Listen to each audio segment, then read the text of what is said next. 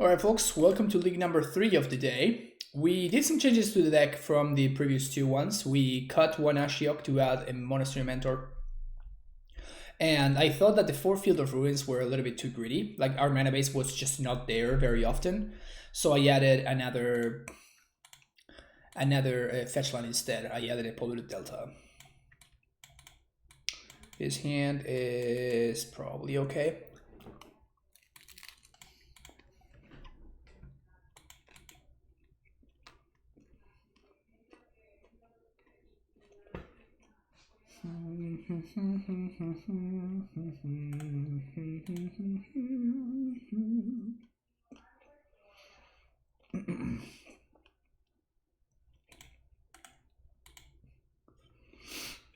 You had more specific meta than I agree, it's medium.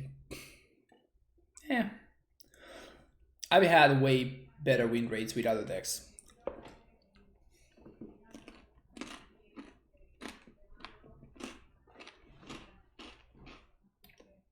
John Doe? This rain is brutal here.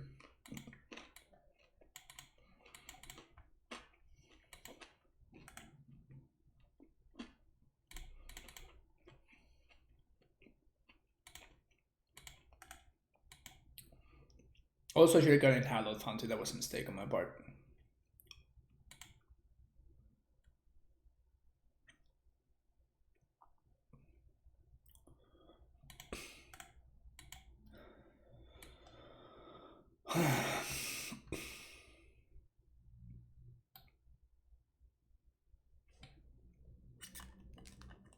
Ice Fang, unfortunately, not too good against Renantics.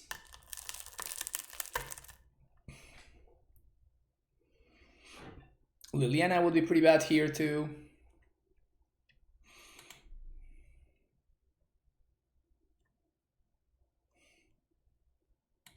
Ooh, opponent has all the... I guess that was actually a mistake on my part. I should have Ice Fanged. Should have cast Ice Fang in response.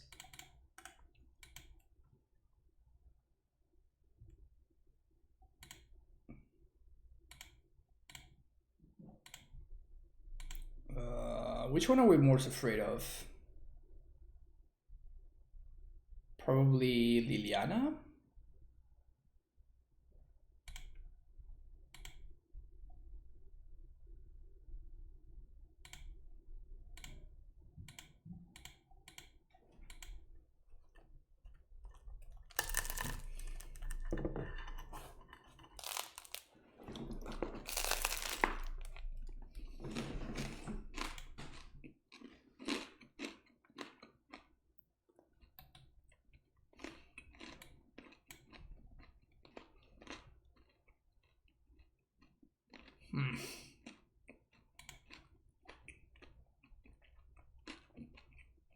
Disgusting.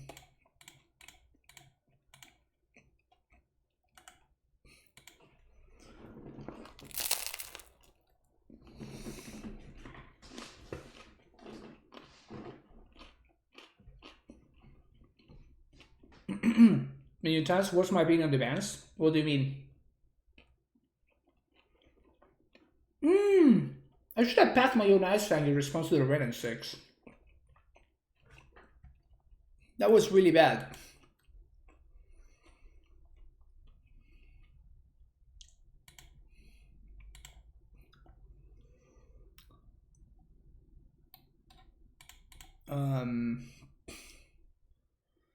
You know what's gonna happen here? We're going to top deck a field.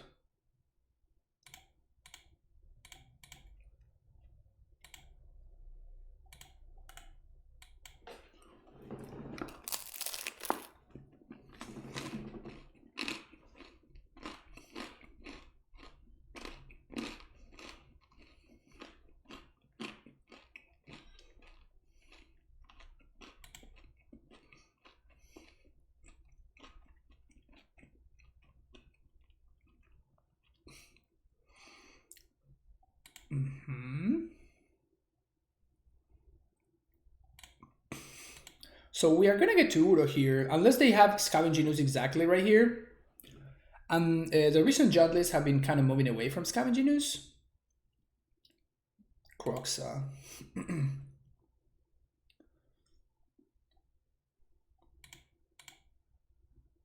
I guess I might as well.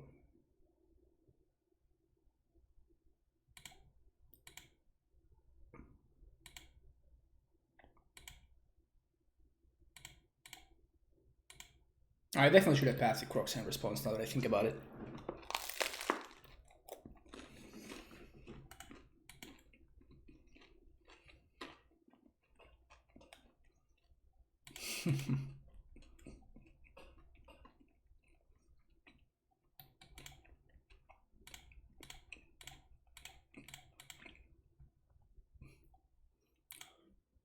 One, two, three, 4, 5.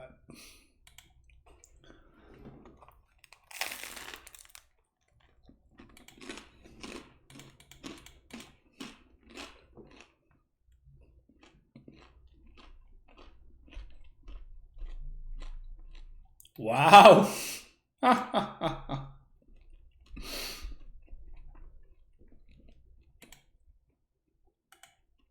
That's pretty funny.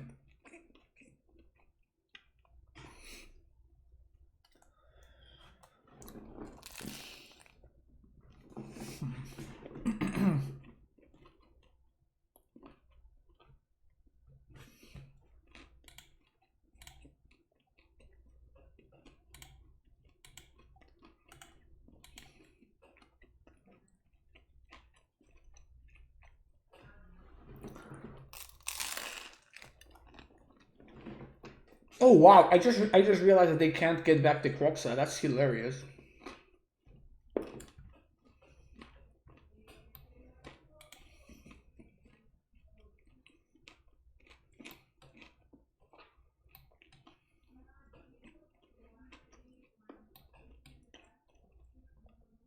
They can next turn.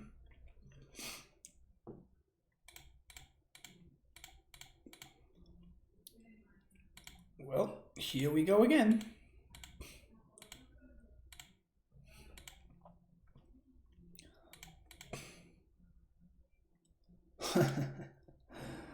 Damn it.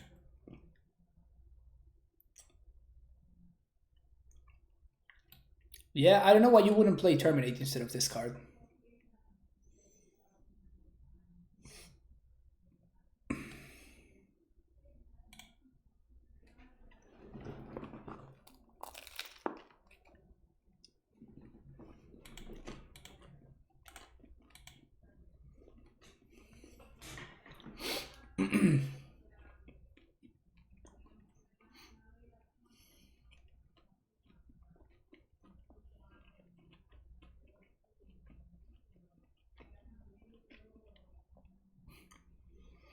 So I think we gotta pitch the Archmage's Charm here, unfortunately.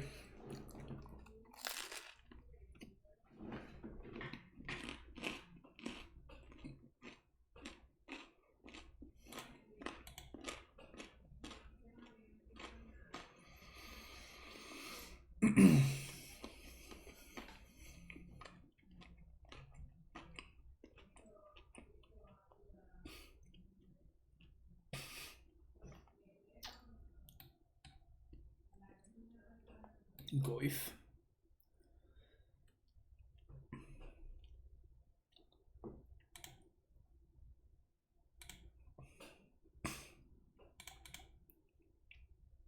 Oh, come on. Sometimes you just cannot catch a break, you know?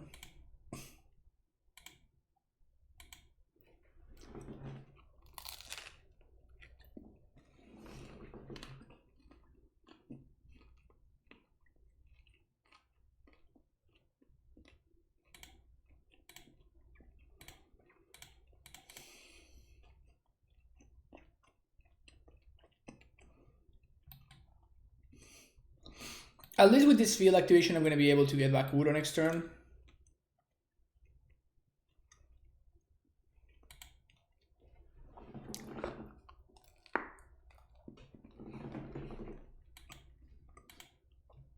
For the third time.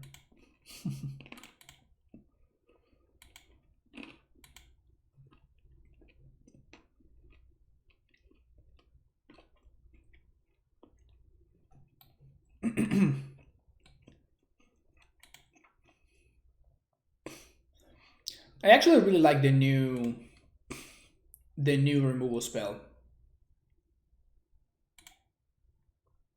I think the new removal spell might see modern play.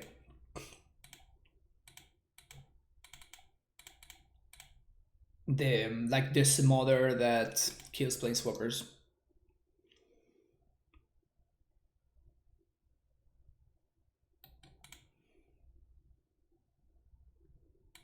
I think it could be pretty solid.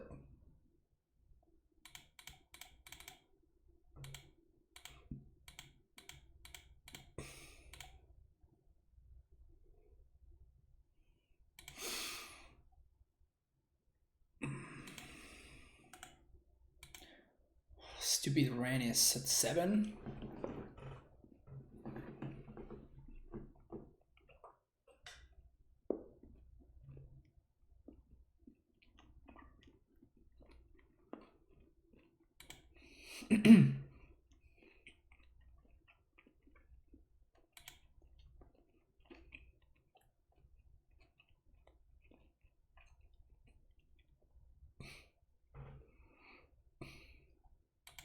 Brutal.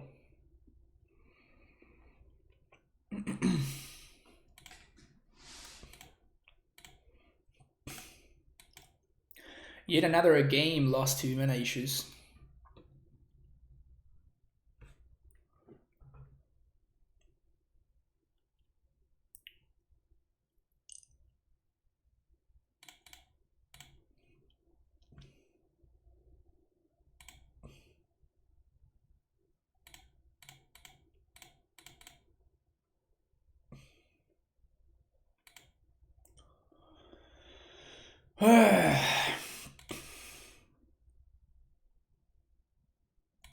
I mean, maybe Udo is silly enough that we are not over here yet. Although I guess that Ren ultimate is gonna get me.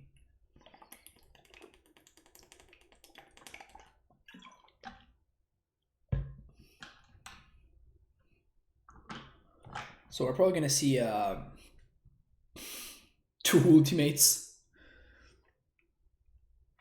Good old double ultimate, because they can even get back the Croxa if they ultimate here.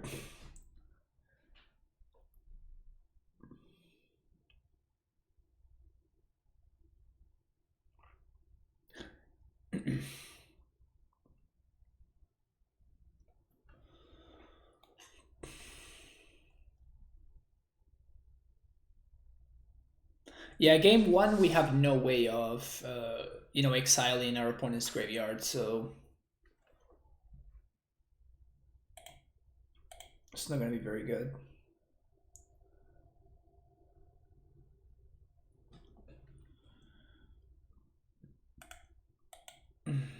Okay.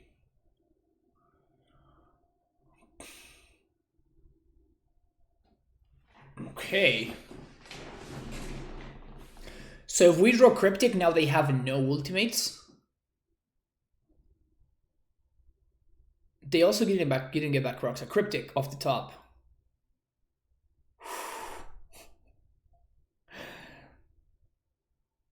Oh, my opponent.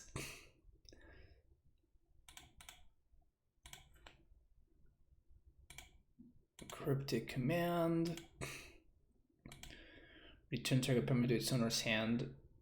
Draw a card. Why would you be so greedy? Mystic Sanctuary. We kind of don't want to draw Force.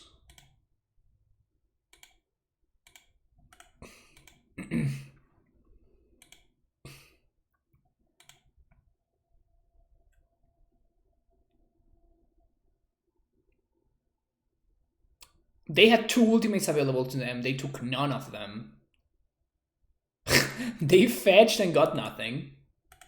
Love to see it.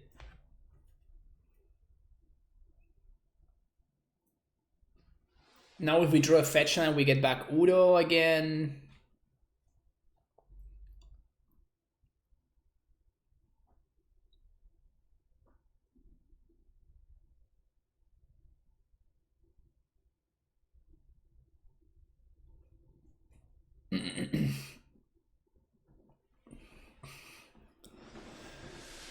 Yeah, I know, but like just having the emblem in place means that you kind of cannot have bad draws, right? I guess they can draw like pushes or whatever, but it only takes a single spell to just never be able to. Also, they messed up their sequencing. They missed 1 point of damage for literally no reason.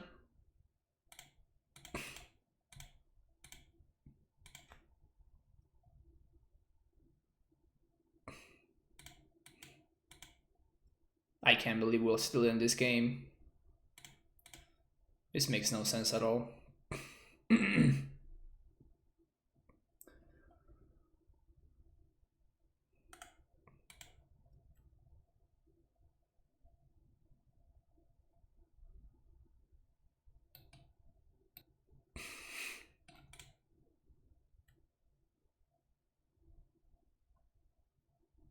How good would Mystic Confluence be in Modern? That's interesting. I hadn't thought about that. It could be good. Crocs.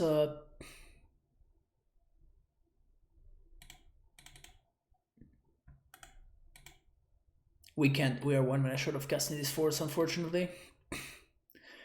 I might even say I'm forced to naturally. But I want to have the Snapcaster in play because it means that our opponent can't just like Lily minus our Udo away.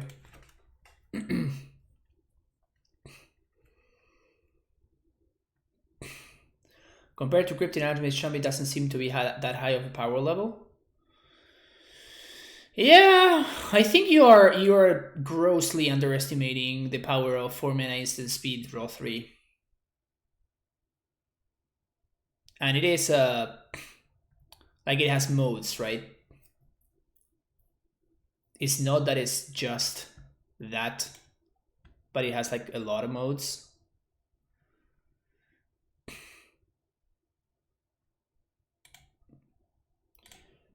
Green, green, blue, blue. 1, 2, 3, 4, 4.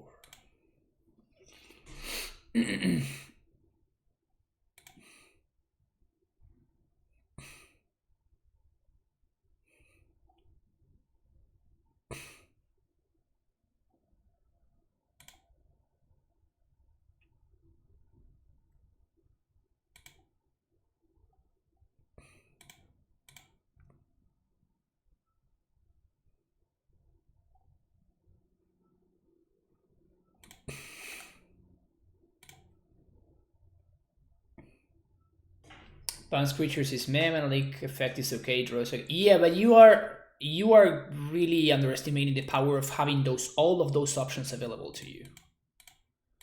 Like it's not that you have to choose one of each. Like you can just do whatever you want.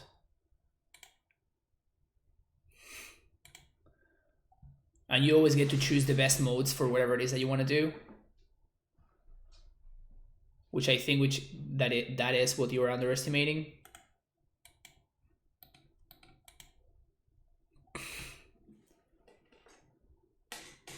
Lily just beating up Uro, yep. This is gonna be the 5th Uro that I cast this game.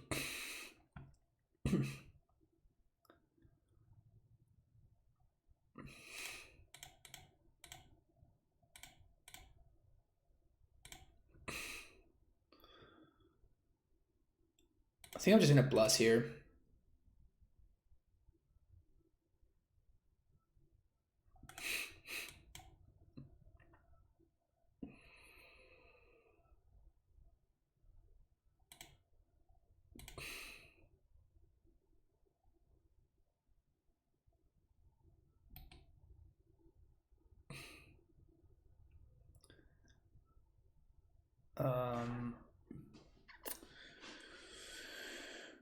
So I guess we want to tap plus...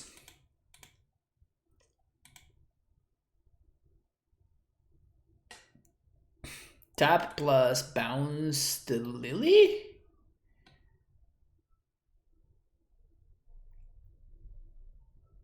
We definitely want to tap the Goyf. Tap and draw doesn't really strike me as particularly powerful here, so I think I'm just going to tap and bounce the draw. So tap all creatures, return target permanent to owner's hand.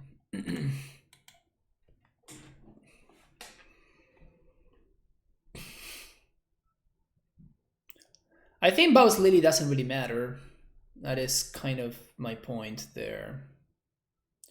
What matters most really is just bouncing the Goyf.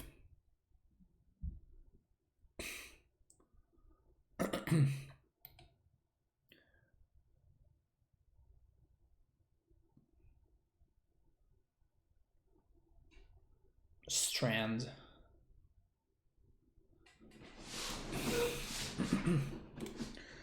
So we can Mystic Sanctuary back the Cryptic here.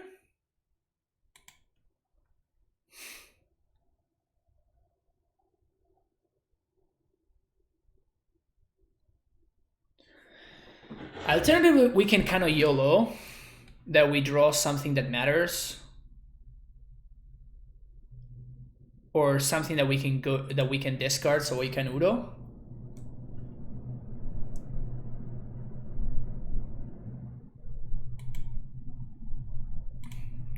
I think we're just gonna draw a Cryptic here.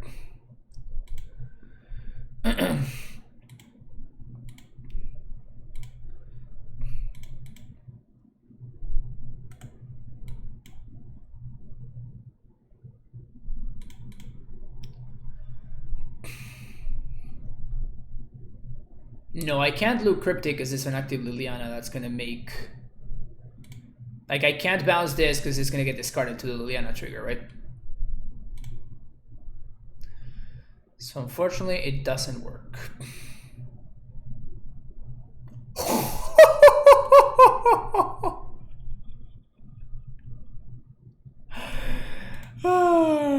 Time of to the center's hand, tap all creatures your opponent's control.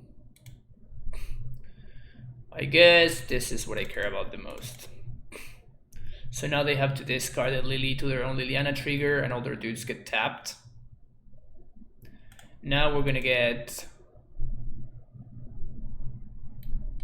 back our Udo. Hierarchy Discord, yeah, that was not a good line from my opponent.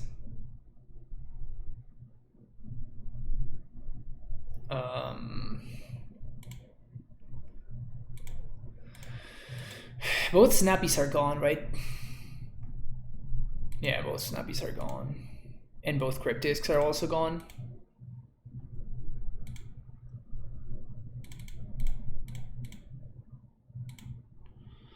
One, two, three, four, five.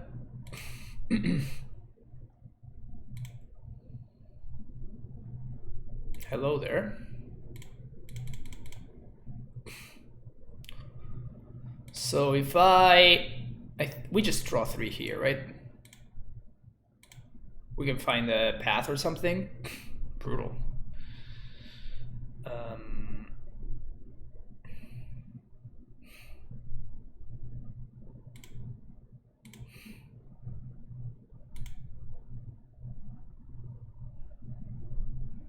So we probably have to minus on the questing beast.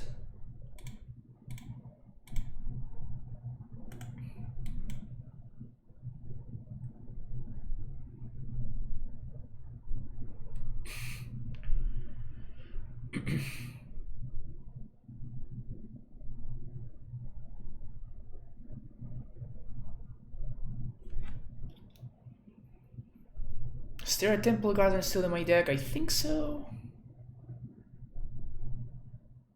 Yeah. So they can minus, kill Teferi, they can get back Croxa, that would be 3 damage. We also block here. Oh, are they gonna go for the...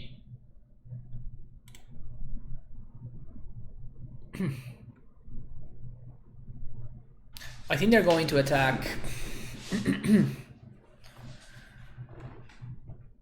Face with both. We're forced to block. And they're gonna minus.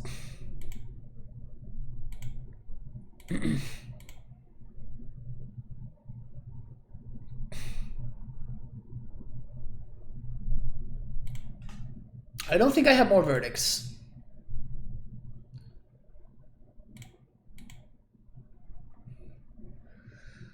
Okay, seems like my opponent does not want to get...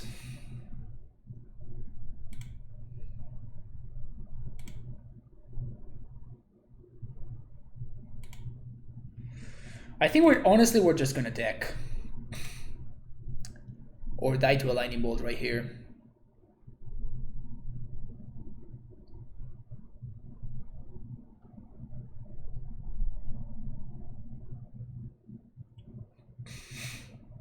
They're drawing Questing Beast in 2 turns, right? This is third from the top.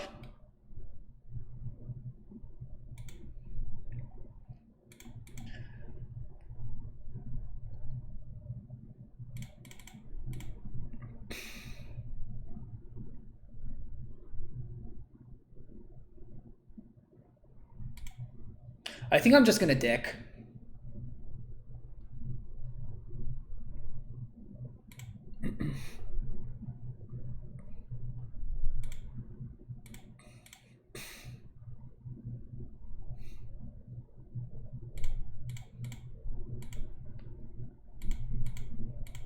Oh, that's right. The fairy can tuck itself.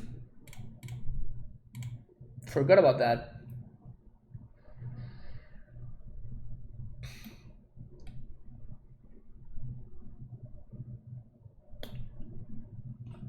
Come on.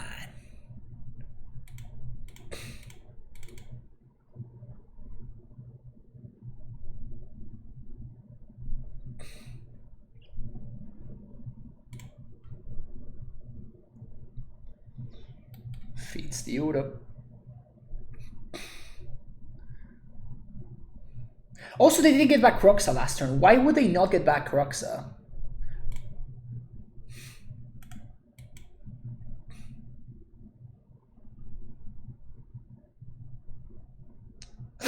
They also bottomed their Questing Beast, which was a great top deck. Wow. All the punts. How are we still in this? Chat, explain to me, how are we still in this game? The last card in hand is a Goif.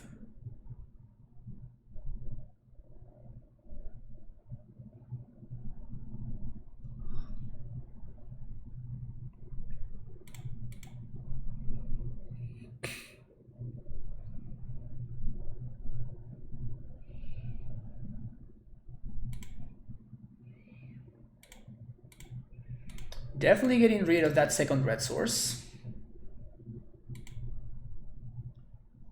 So now they can't get back Roxa. Also, I tapped like shit, but it doesn't matter.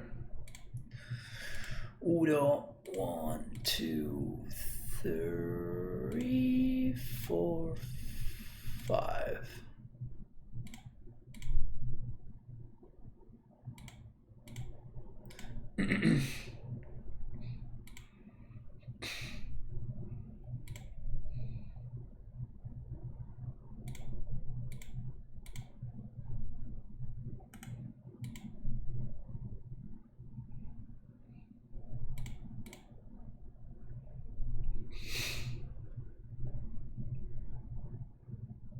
Yeah, I don't think it's worth strip mining one of these though. Doesn't really mess with their mana.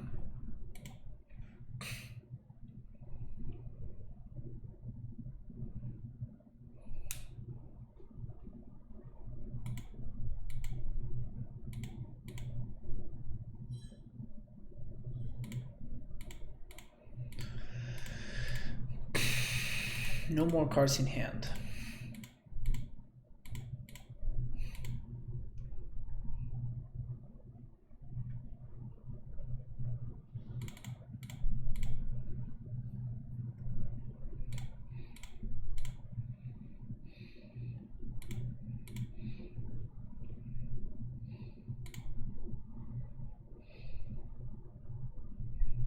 We can't brainstorm anymore, damn it. That's funny. I think I'm gonna attack first.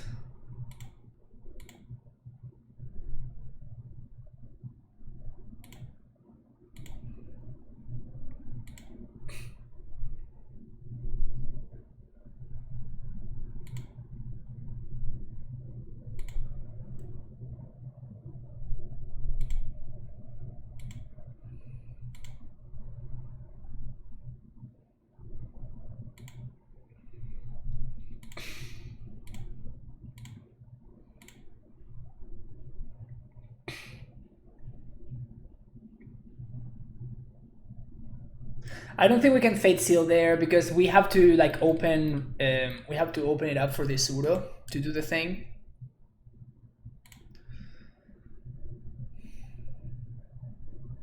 We have to clear the. Oh, they're going face.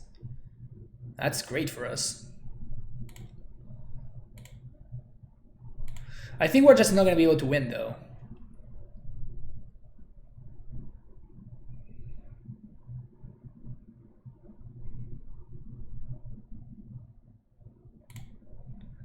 No, we might be fine actually.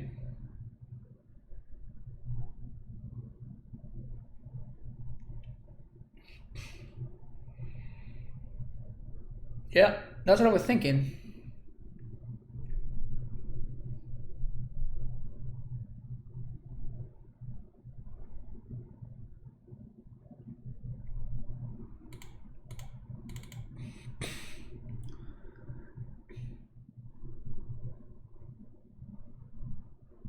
Feel free to fetch and shock, opponent. Feel free to fetch and shock if you want. Yeah, that's what I thought. That is what I thought. Let's pass the Goif.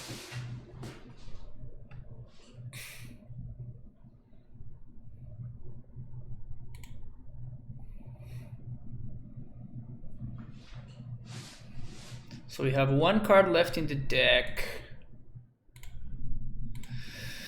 Swing, draw the last card.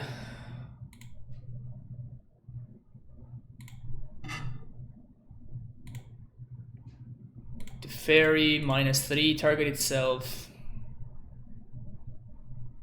Pass the turn.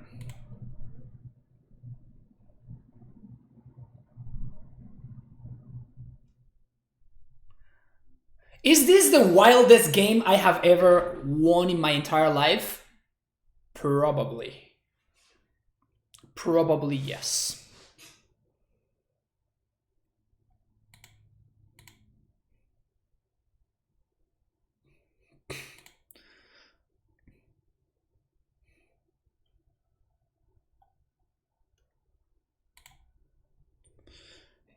Oh, they can't do anything on instant speed because of Baby Tef.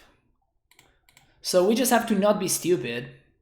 We just have to activate the fairy on itself before we do anything.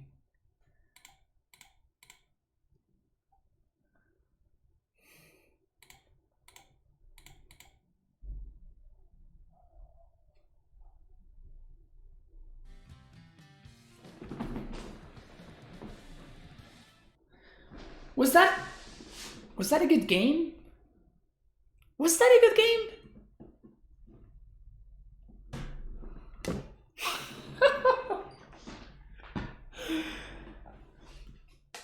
That is the wildest, most ridiculous game I have ever won in my entire life.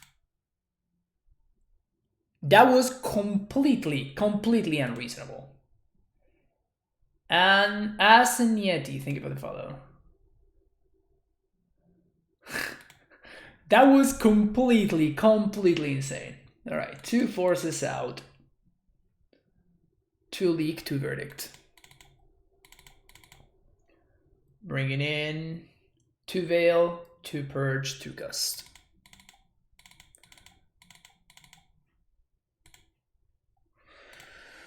Oh my! Oh my! Give me 1 second.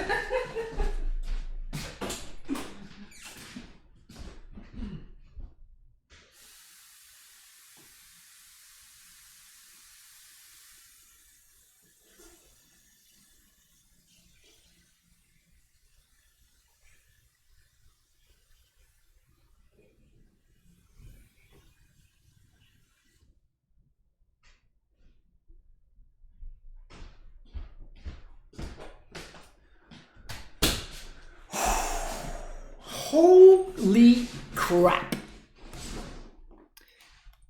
This game is the reason why I love MTG. Oh yeah. Whew.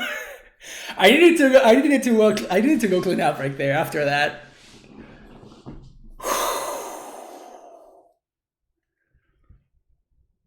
I'll be rewatching that at some point. Yeah, it's gonna go on YouTube tomorrow. Yog FQ, thank you for the follow. EQ, sorry. How are you feeling about Bant Snow with snaps instead of Stoneforge? So honestly, that's one thing that I was gonna say. One thing that I do not like about this deck over the Stoneforge version is that because the Stoneforge version actually has a very proactive game plan. Whenever you look at an opener, there's been many times where I have looked at I look at an opening hand on the play or like on the draw or whatever, and we're on the blind, and you're just forced to keep a hand. Astrionic, thank you for the follow there. You're just forced to keep a hand that you just have no idea whether it's good or not, right? So but you just have to keep it, and you have to hope that that it works out. That doesn't happen so much with the Stoneforge version because you have a very strong proactive game plan, right? So even if my opponent with the 61 card special, love it. What was I saying? Oh yeah, with the Stoneforge version, that doesn't happen so often because your proactive game plan is just so good. And basically every deck has to respect your proactive game plan. Even the decks that kind of don't really look like they should be respecting it also have to respect it, like Amulet, for example. Tron, because Sword is going to bury them otherwise. Bye, Udo. That door behind you is like a door to Narnia. You walk through, I hear water, sometimes I hear footsteps, and I knock. Oh yeah. It's a wild place. It's a wild place behind the door. So we have to be watching out for Boyle. The only problem is that we can only play around Boyle so much.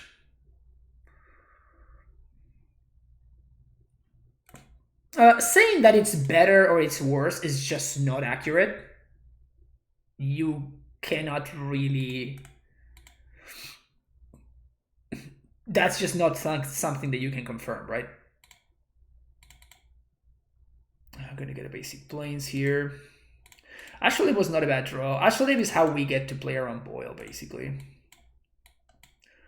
Having access to that is not awful.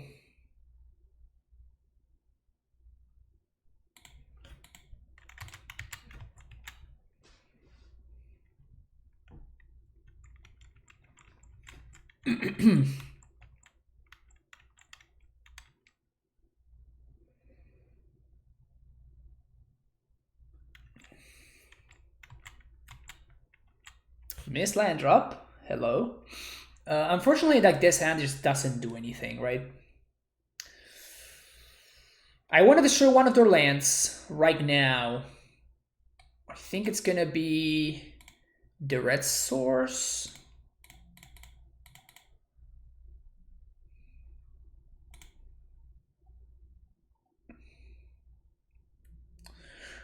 We can't get back Udo next turn, but we can time walk one time, which is nice.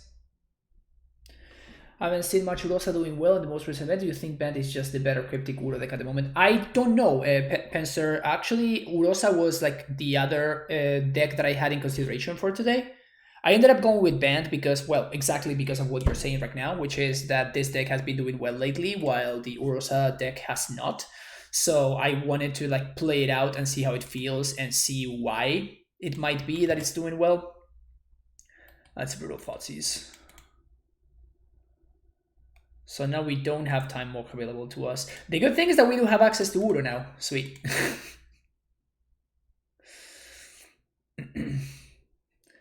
The bad thing is that we're not gonna be able to play our own choke anymore.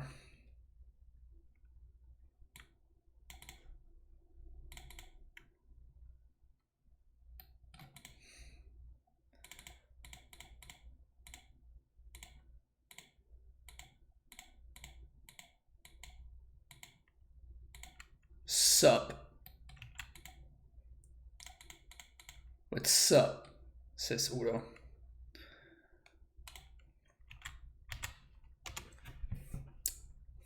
Are you talking to me? Are you talking to me? You talking to me? Another go if you got it.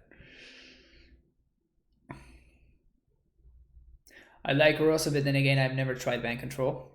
Yeah, I mean, this deck has been pretty good for me, honestly. Should I serve?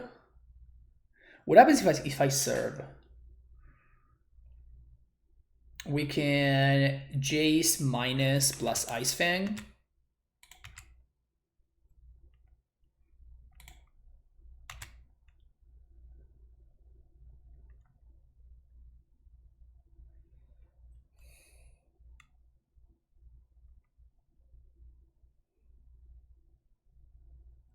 Oh, wow.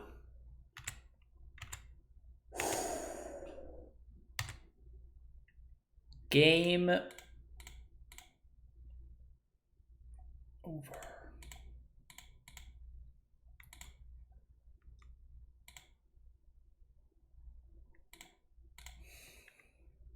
We have another, we even have another Jace, so if my opponent spends their turn answering this Jace, like, it just doesn't matter, right?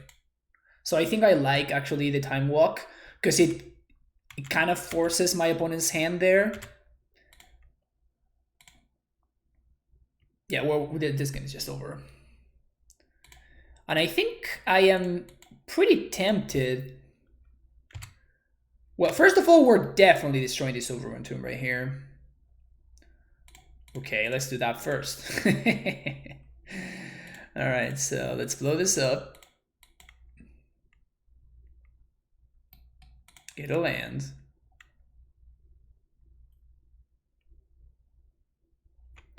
Now we -3 there. And we start +2ing. Bottom? No. You can draw Liliana.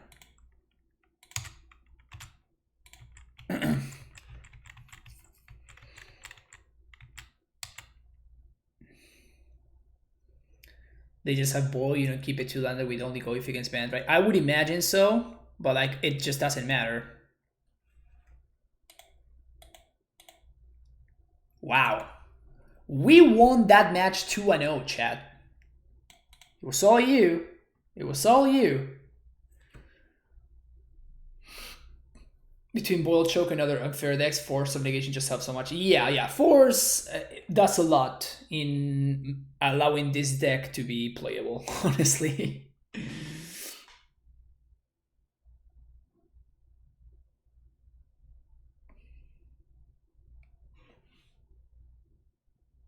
If Force of Negation had never been printed, I doubt that this deck would be as good as it is. You saw me lose 0-2? Sure. When are they gonna ban Ashley? Never. When are they gonna ban Teferi? Never. Which honestly, it's unfortunate, but it's just the way things are. The example that I often give is just like, this card is the worst, the absolute worst kind of power level, in that it is extremely powerful in a ridiculously annoying way, but it's not it's not at a power level where it's bannable, unfortunately. And actually, is in the same place. Leo Fix and Astrionic, both of you, thank you so much for the follow there. What is going on with people playing Merfolk today? It is the second time I'm facing Merfolk. Definitely mana leaking this.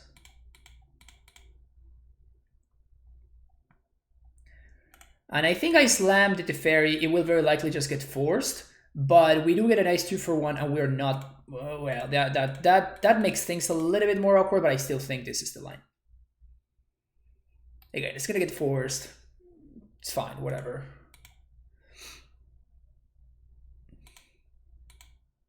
Pitch the Trickster. I have no idea. Why are people playing Merfolk now? Does anybody have an explanation for that? What happened? Did something change that made Merfolk playable now? Is that a thing? Because I don't really remember anything changing. I think YouTuber came out with a video on it, Magic Aids or something.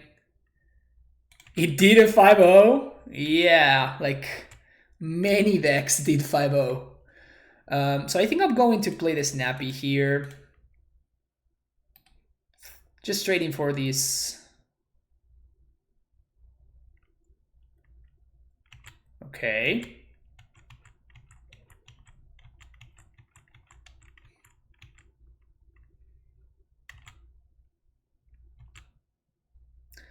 Would love to see a field. We don't see it, unfortunately. We might get got by Spell Pierce here, but like this is not lethal, not even close to lethal, honestly.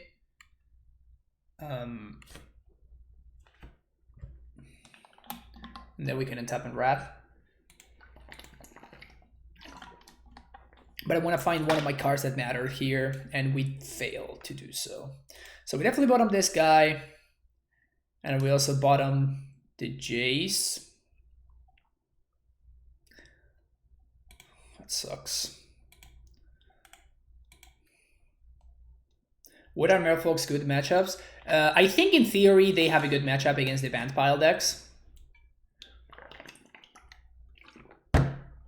We beat them, like we lost game 1. We played already against the deck. We lost game 1, and then we won games 2 and 3 very handily. Let's see if they respect the path. They don't respect the path. Wow. If I have a path here, I think we straight up just win the game. Unfortunately, I'm never lucky, as you might know.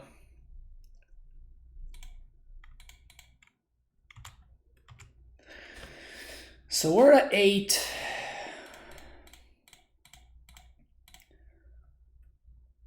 Supreme Verdict.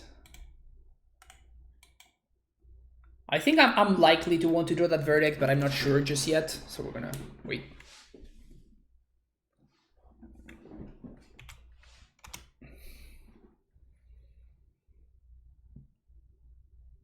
Yeah, but when they don't have Vial, their deck is a lot more fair.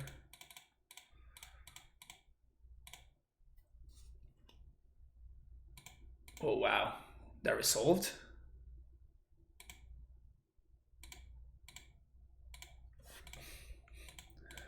Honestly, maybe I should have gotten Mana Leak there. Is that crazy? Maybe I should have put Mana Leak on top there. Gonna cycle? 3 mana. Brazen Borrower.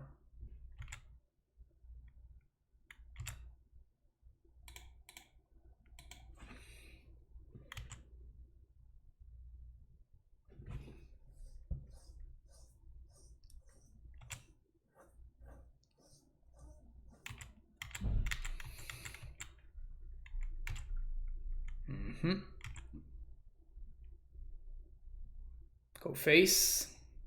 All right. GG's.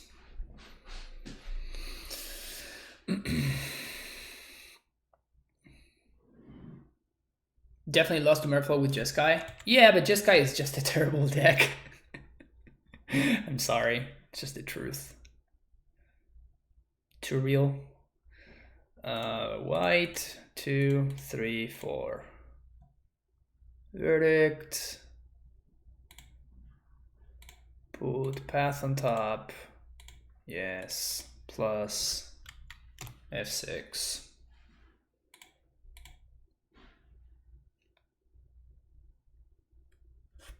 Like, Jeskai should be really good. Okay, that is very good for them.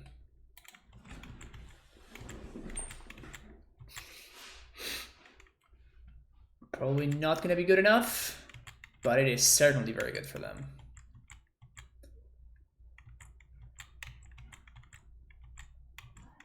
So they can't force me, so there's no need for me to do this right now.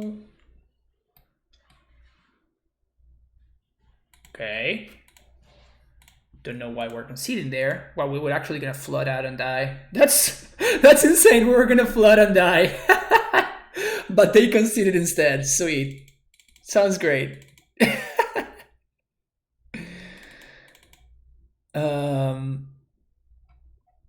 No disputes.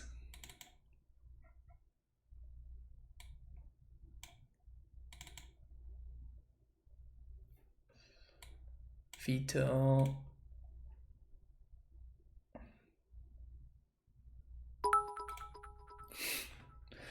You're going to add discontinuity to your Astral Realm build or some sort of Astral Drift build. You can cycle to exile opponent's creatures, then cast discontinuity to keep them return trigger from happening. No, I'm not gonna do that, but what I am going to do is I'm definitely going to be testing out Containment Priest in Astral Realm for sure.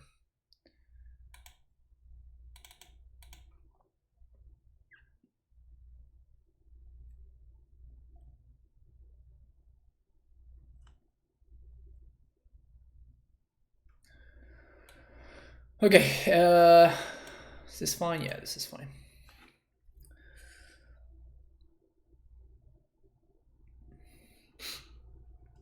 Come back, humans. This is a decent matchup for Mentor. I don't want to be doing Mentor things. I want to be doing Supreme Verdict things. You know, you feel me? We're totally going to miss our land drop here, but... Sorry. I forgot how good I am.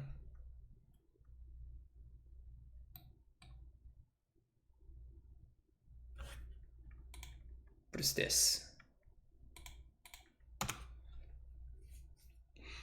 Okay.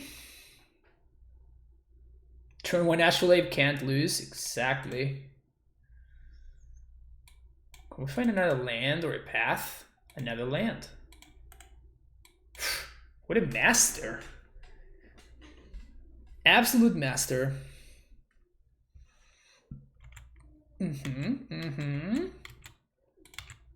Alright. Can we steal their dude? Oh, we have... Oh. We can steal their Kumena speaker. We can snack alternatively. What's better? I like stealing their dude, actually. Is that crazy? It's not stealing, it's borrowing. They could have Brazen Borrower. Should I play Force of Negation? I think I should not. I think I just steal it right now. I think I'd rather play around Veil in post-Cyber the games.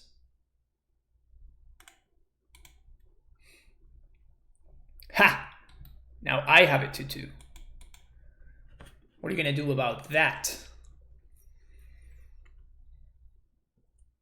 Lord? Oh.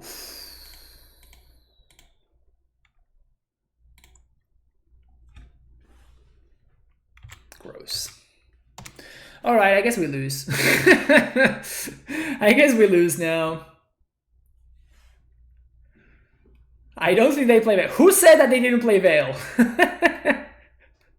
Whoever say that they don't play Veil, show yourself.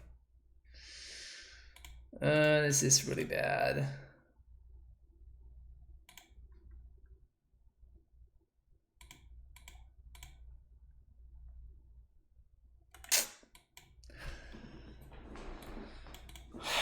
Well, we did find a path at least.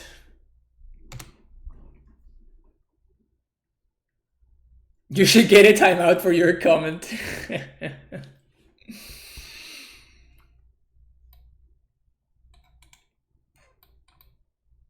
We got chat. We got hard. Yeah, this the entire story of this matchup has been Us missing land drops.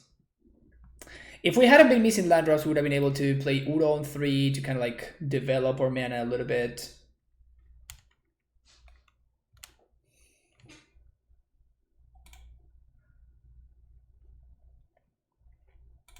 I think I'm gonna snake here.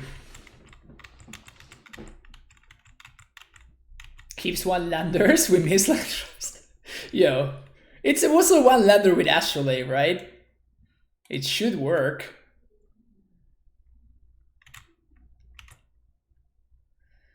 Borrower is fine. And cycle. Okay. One drop. Oh, that's the one that they stole from us. They stole that one drop.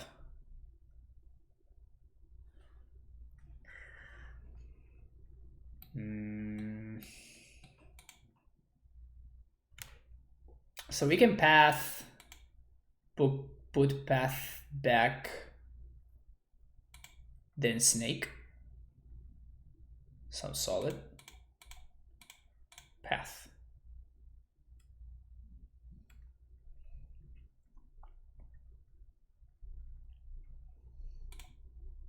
Green. Coral.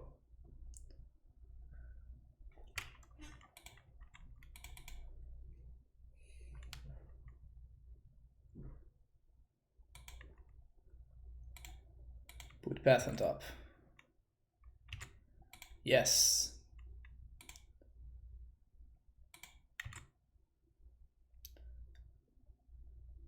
Go to blocks.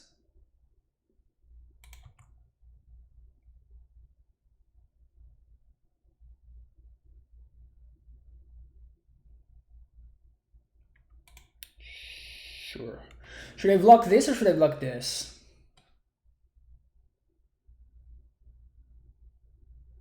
I guess I'm gonna block the borrower. I'm definitely gonna path the Mistbinder right now.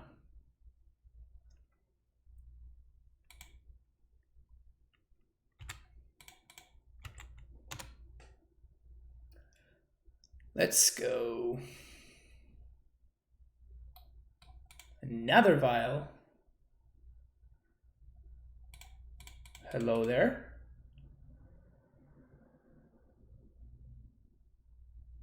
Force. Brutal.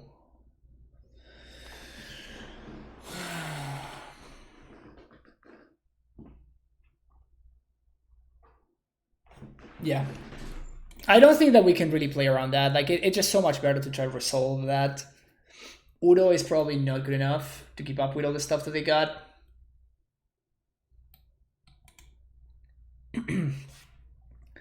So now we have to tap and draw, I guess. Oh, they just have lethal? Oh, sure. What? This is the story of this game. Also the fact that it was turn 7 and we only had 4 lands in play, but let's try it again.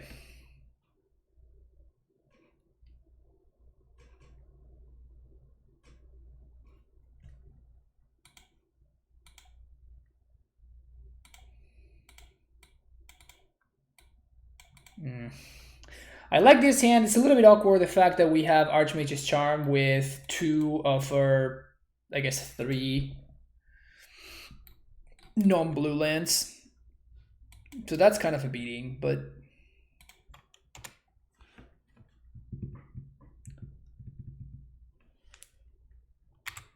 Groves only for cycling. See your win guys in the 75.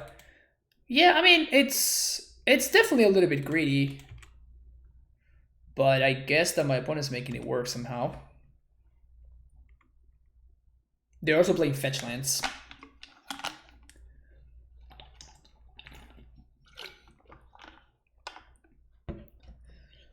My opponent not shocking there is actually pretty good for us. Silver Girl Adept.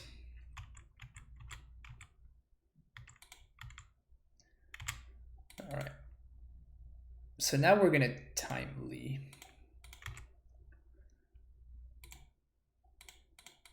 We're gonna do it for the full amount. They can force this, but it doesn't seem too great for them. Well, okay. I'll take it. They exiled the Lord? Wow.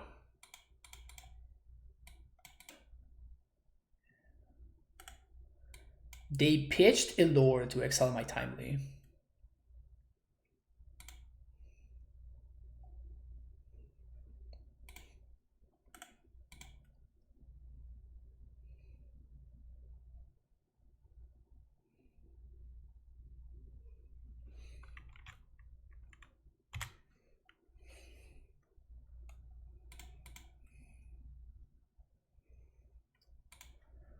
All right.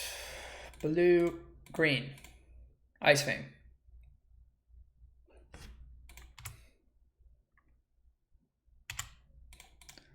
Block. Path this.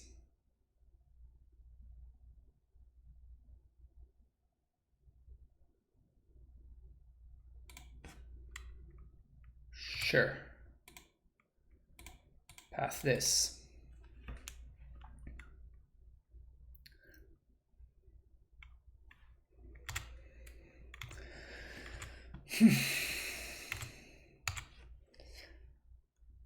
Clean board is a happy board.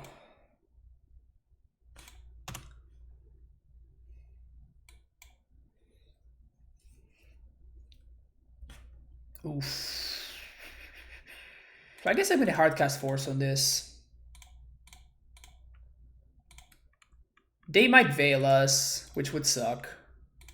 But I think that's a fine target for how we get to like exchange the Force profitably.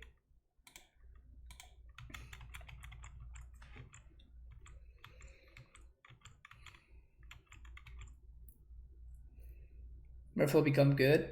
I think that it's safe to assume that Merfolk never is good.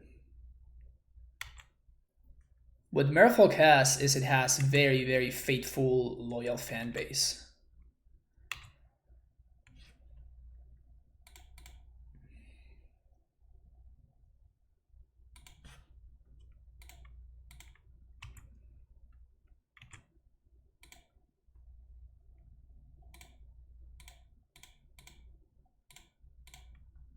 I should have left green floating there.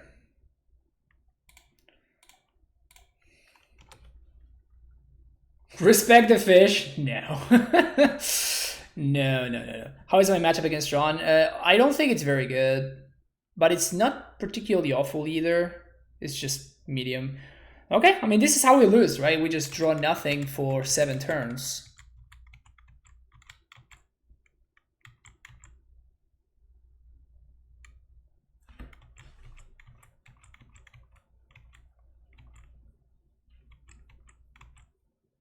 Yeah. We have many draws that just wins the game on the spot. Like, if we draw a verdict, we just win.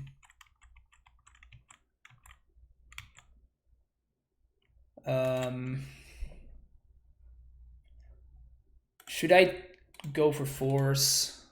For Archmage's Charm. We are weaker to Force.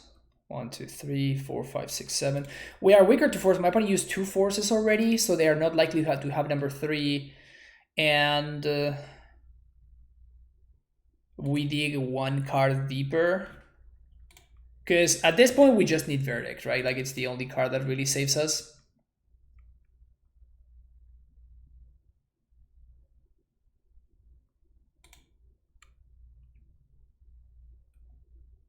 So I think that I maximize my chances of finding Verdict by doing this.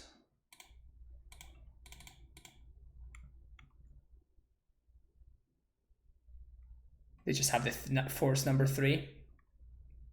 Okay, we lose. Wow, that was a lot of nothing. We're gonna draw more. We're gonna draw more. Yeah, we're not gonna get there. We could have drawn Veil. We could have drawn more paths. We could have drawn one of the Planeswalkers. Cryptic Command would have given us more time. The Fairy would have forced something. But we just drew lands. Merfolk is good? No, it's not. It is not. But they can get lucky. If I had had any kind of a reasonable draw, we win that game handily. But I just didn't. Stabs, thank you for the bits there. Like how humans is good tribal deck, but fish is bad. Kind of meta of Wizard of the Coast is humanity is just so efficient in real life. Fish king of tribal is destroys other tribal decks with brutal power. I don't think that's so true. Like elves seems like the best out of all the tribal decks. If you were to only pair tribal decks against tribal decks, I think that elves would be the best option.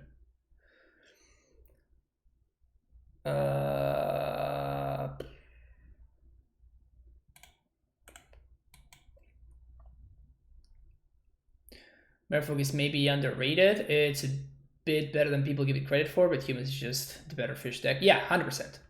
I don't think it's that much better than people give it credit for. I think it's playable. I give it a lot of shit because, you know, I think it's fun, but but yeah, I think it is okay. Like I don't think it's great, but I think it is okay. Well, we have to force this. The good thing is I was planning on using the snap to block and ambush the ooze. The good thing is that because my opponent just tapped out for that, now I can Teferi minus on the Scavenging Ooze.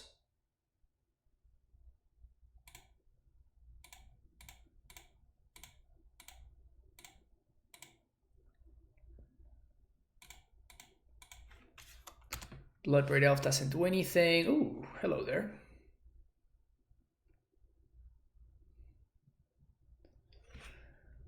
I think Fish probably does better against Plague Engineer since there are fewer 1/1s. It's still, Plague Engineer is still pretty good against that deck.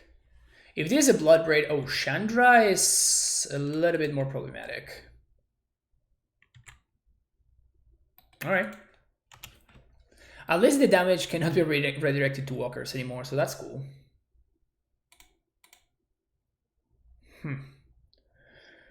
Okay, so now do we Jace or do we Cryptic? I think I'm gonna Cryptic, and then I'm gonna bounce the Chandra. Now or later? No, I think I'm going to counter bounce the Chandra. Like whatever they play, I'm just gonna counter bounce it.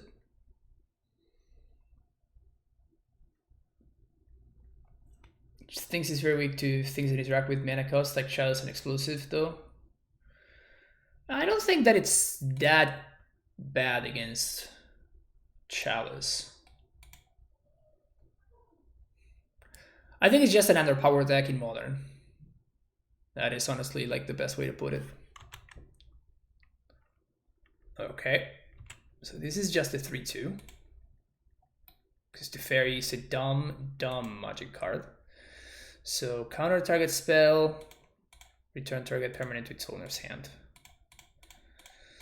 So this clears the board. They're gonna get to play their Scavenging Ooze.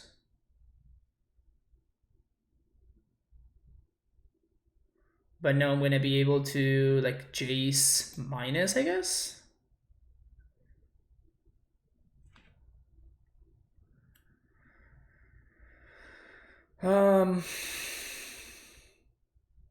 We could Teferi.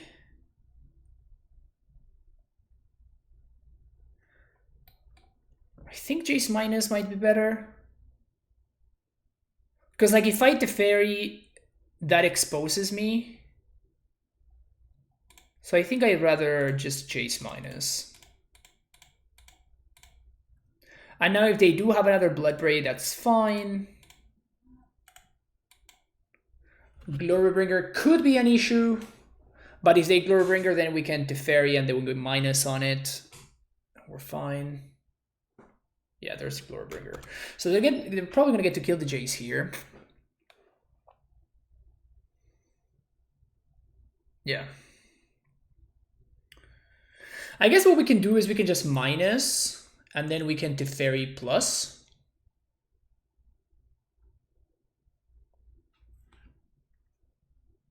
Udo. Huh. 1, 2, 3.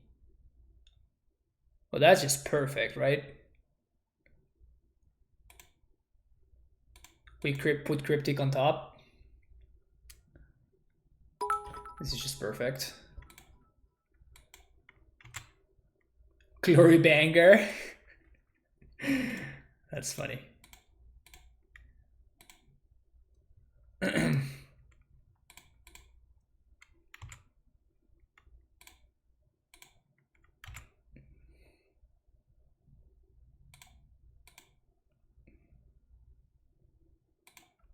I think I have a plus here.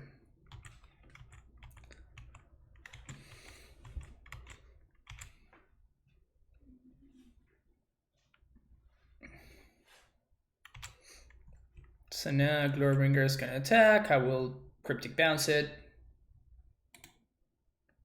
Permanent to its owner's hand. Draw a card.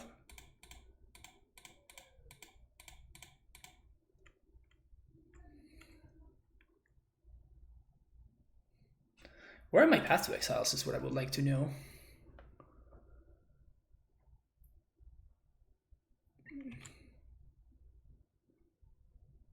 They're gonna get to eat my Udo here, which sucks. Oh no.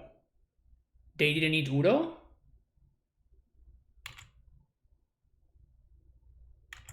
Wow. Chat, they didn't eat Udo. 1, 2, 3, 4, 5, 6, 7, 8. So we can Teferi plus Udo. Nice. Okay. We're gonna have to exile one of these cryptics. I think that's fine.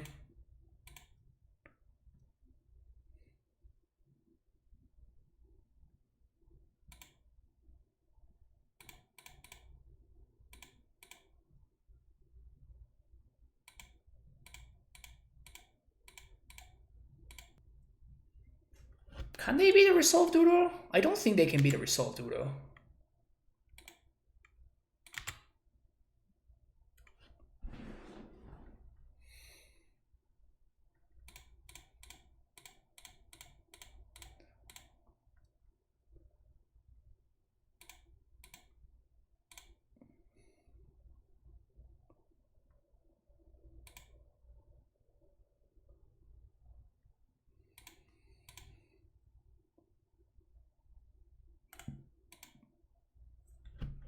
They can resolve Glorybringer here, but it doesn't matter because the Aura is gonna take over. They can kill my Teferi, but they don't have a Planeswalker going, and then Teferi Udo is gonna easily just outrace anything that they can possibly do.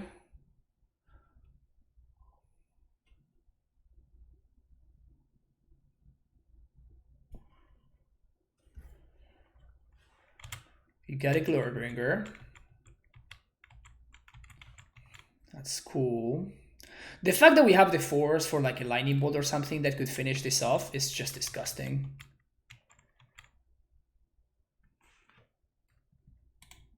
Second main opponent. Yeah, we have a force if they exert bolt.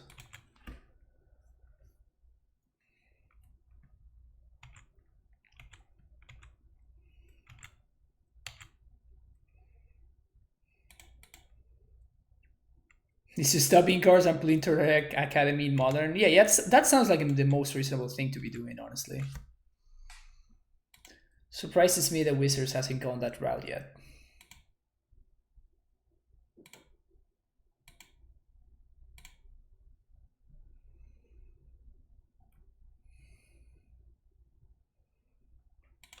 Hardened Scales would be tier 00. I could Cryptic Tap, sure.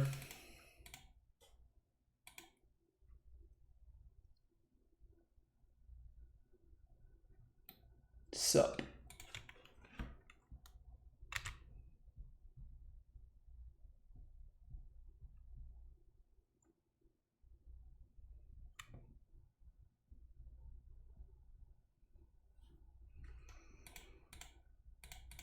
Nope. Snow Tolari Academy. Yeah, regular Tolari Academy wouldn't be powerful enough. It would need to be snow.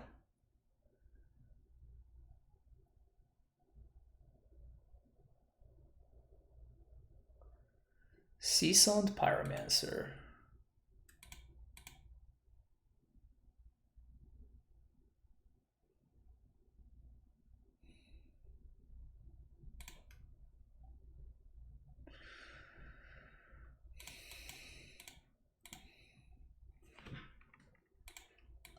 Just cannot ever find a path to exile. Just not a thing. Oh, they weren't dead. I mean, they were kind of dead, but not actually dead. Okay.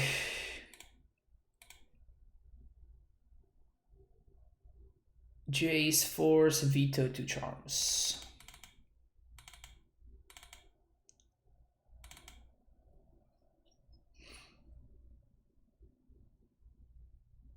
And 2 Purge, 2 Gust, 1 Timely.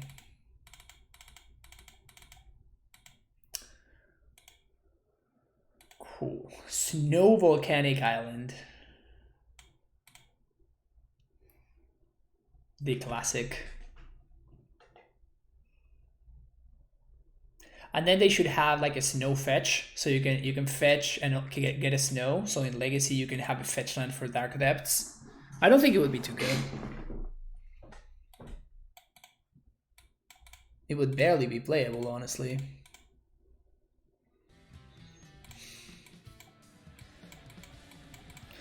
One most to 6. I think I'm gonna keep this.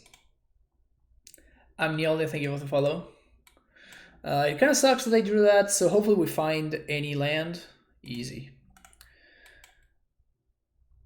Because I wouldn't want, like, I kind of want to play around Blood Moon if I can by fetching for a basic island here. Sure. Snow Fetch would just be straight worse versus by Vista, only they print the Snow Tools. Well, that's why I said that, you know, I specifically talked about it comboing with...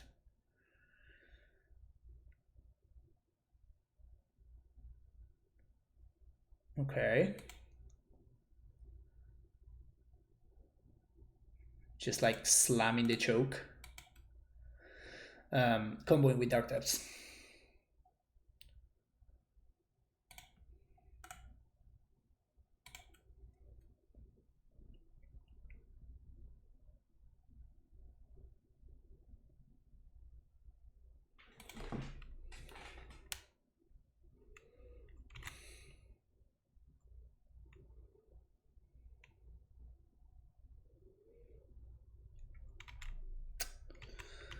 Okay.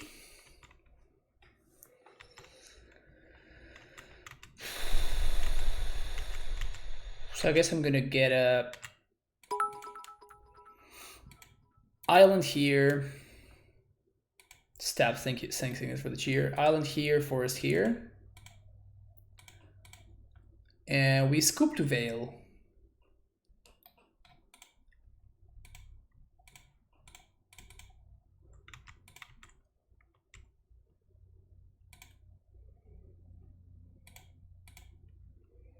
Put it on top, unsurprisingly.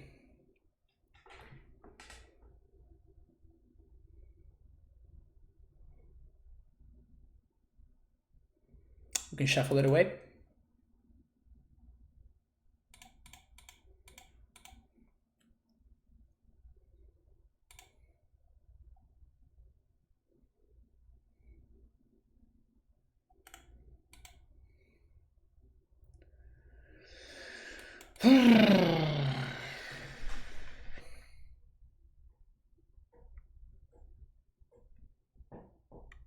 Come on! Didn't I shuffle that away? God damn it.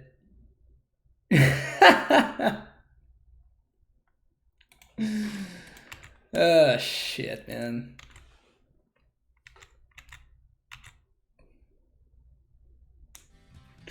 So in response to the fetch, I'm gonna gust this again. Let's see what happens now.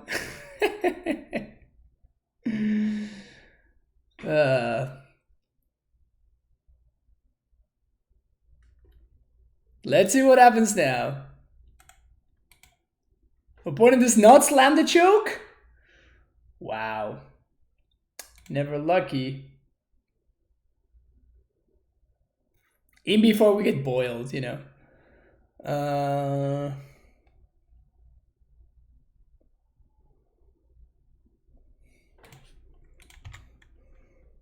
Okay. So we're going to snap gust here.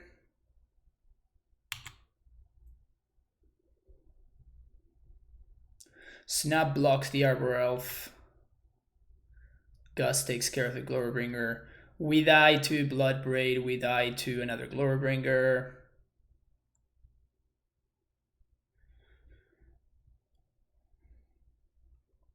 Of course, of course.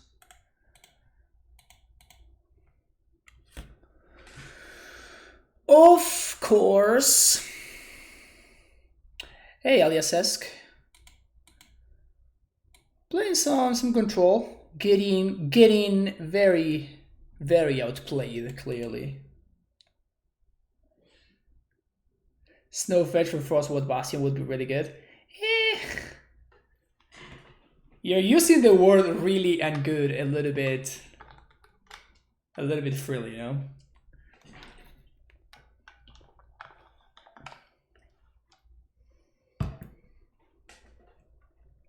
Yeah, I mean, I could have blocked there, but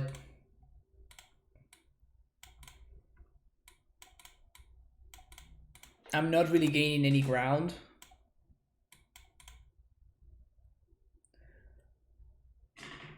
It would have been good enough to like survive a turn.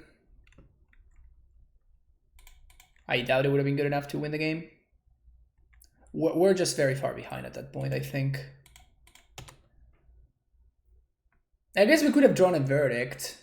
Exactly verdict, maybe. Yeah, I guess I could have topped the path. Yeah, maybe that was an early concession. I was just a little bit tilted because my opponent just drew like an absolute madman. Okay, sure.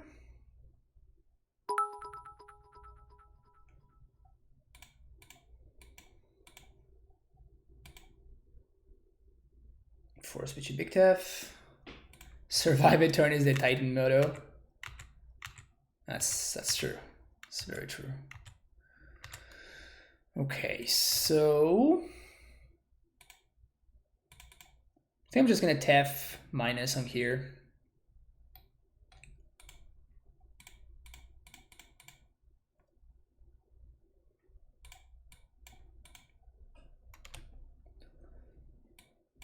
Cool. So now if we get choked, it doesn't really matter.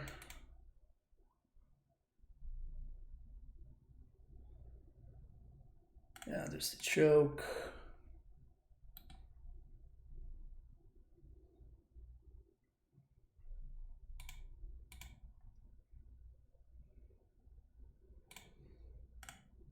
Unveil doesn't even do anything, which is great for us.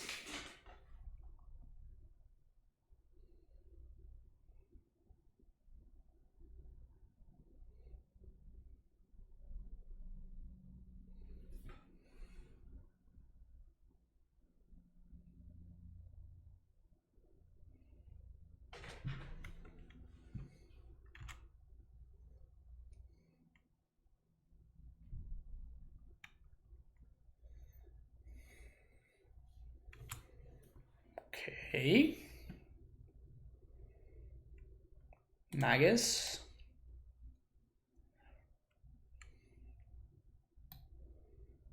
So Magus doesn't matter.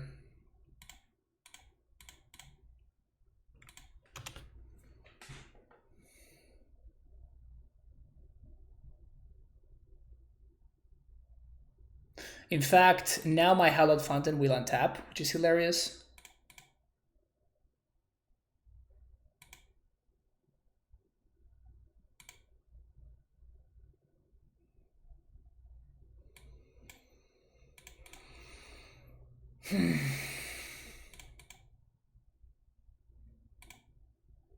Nice.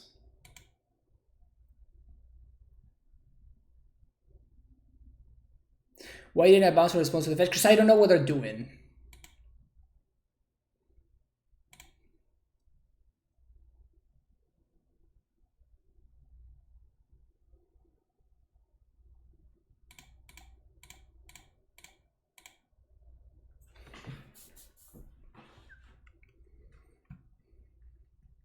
Surprise!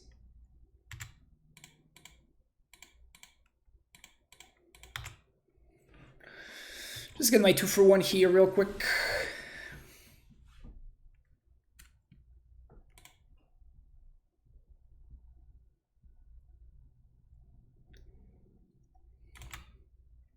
Now they're probably gonna play the choke. We're gonna bounce it.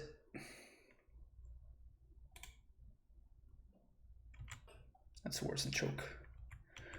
All right, opponent confirmed ready for the Bant matchup.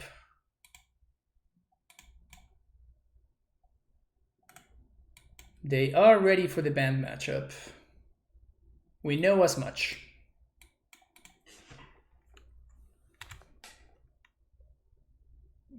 Was that also a 2-for-1? Yeah, that was actually a 3-for-1. They destroyed 3 of my lines.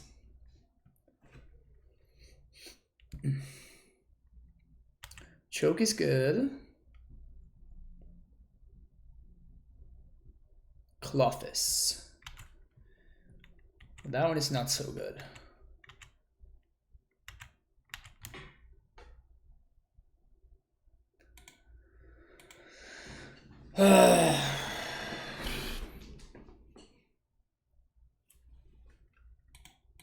I think I have to bounce the choke and hope that I draw a land here. Fuck, man. So we can get a forest.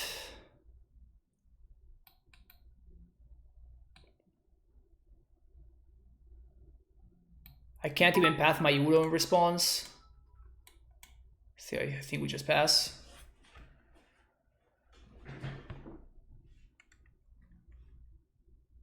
Choking you that hard makes my...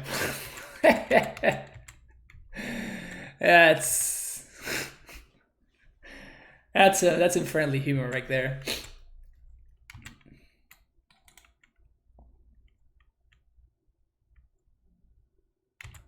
So I need them to draw blanks. If Days just draw some blanks for a couple of turns. Jesus.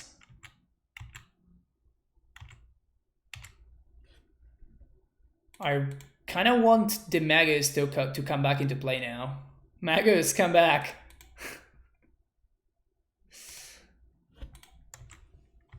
Magus, please come back.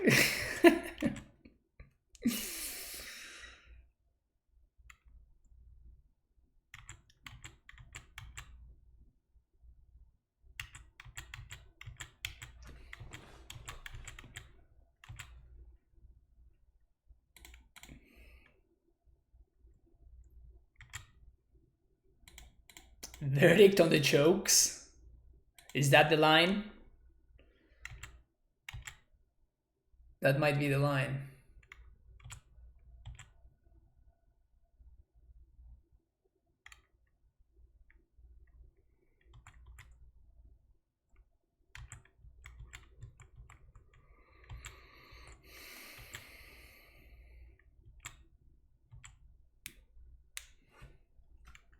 Okay, now we're talking. So we have a forest.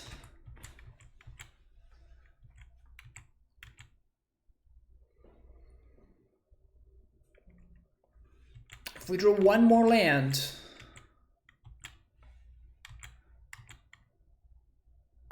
I think we're out of gusts, or we have, no, we have one more gust still. Thank you for the chill there. Cast a cryptic command using a single island. Oh, it's gonna happen. It's gonna happen. Just give me a second. All right. All right. All right. So I guess, what do we have to deal with first? We have to deal with the Clothis first? Yeah, because now we are kind of fine.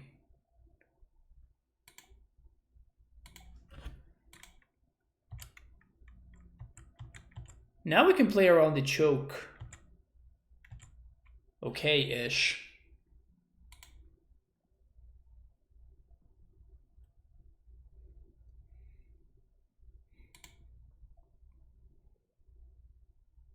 I can start casting Uro, yeah, exactly. But I needed to get the Clothes out of here, though. There's the forest.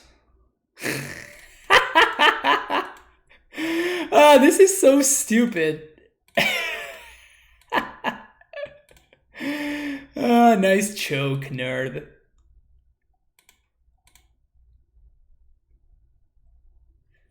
Nice choke, nerd.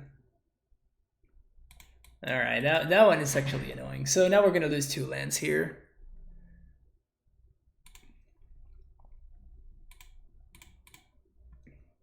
But we have to leak this guy.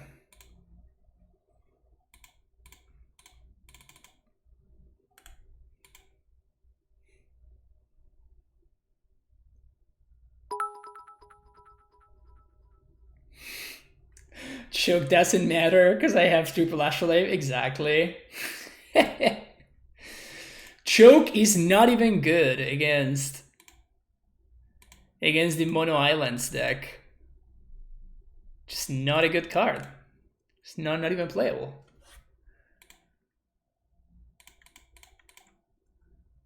Can we draw a good... Oh, Purge. Alright, Purge is good. I like Purge. Can't get back Uro this turn, but we're going to be able to get it next turn. Blood Braid is fine, because it's just this thing.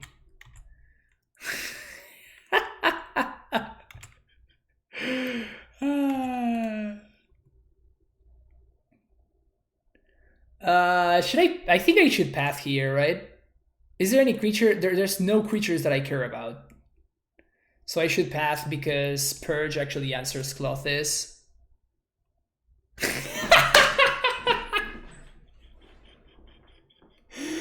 Oh my god. This was... we got boiled this match too.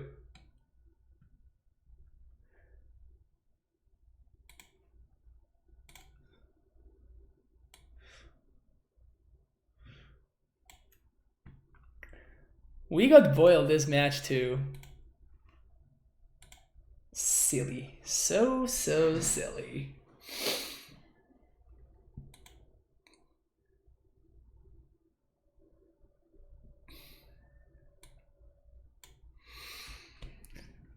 Astrolabe is a good card, I can tell. Yeah, it sounds about right? That was a tilt scoop. Yep, it was certainly a tilt scoop. It felt great. On today's episode of When Hate Cards Are Meaningless. Yep.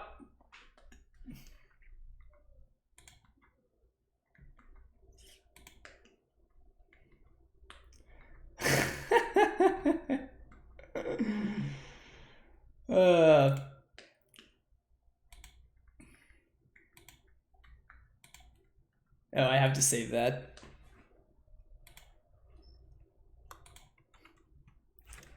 Nice choke, bud.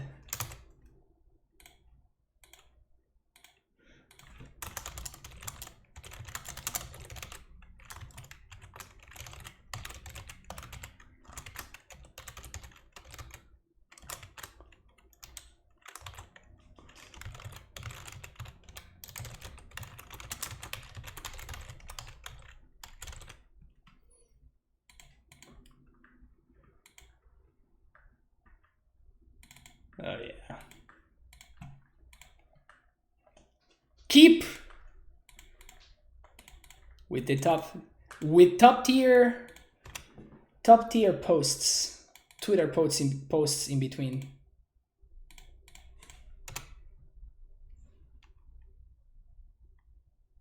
Am I the bad guy? Is that true? Am I the bad guy now?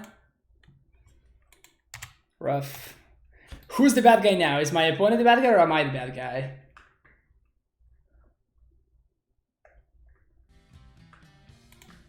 All right, I'll check that out in a second. Bluebird, let me finish this match. Thank you for the follow there, Captain Green.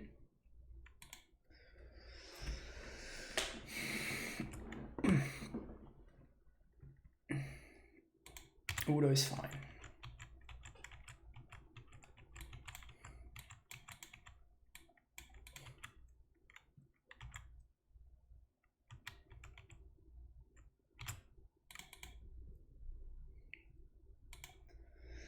So I think I should slam the Tef if I can. I think we're playing the mirror. Land? Never lucky.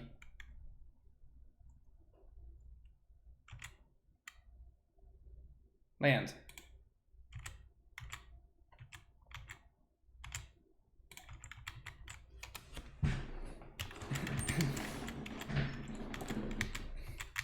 Play naturally immediately makes you a bad guy. That's just not true. Well, maybe it is. Their own Quaddle? Oh no. Definitely gonna path my own Quaddle here.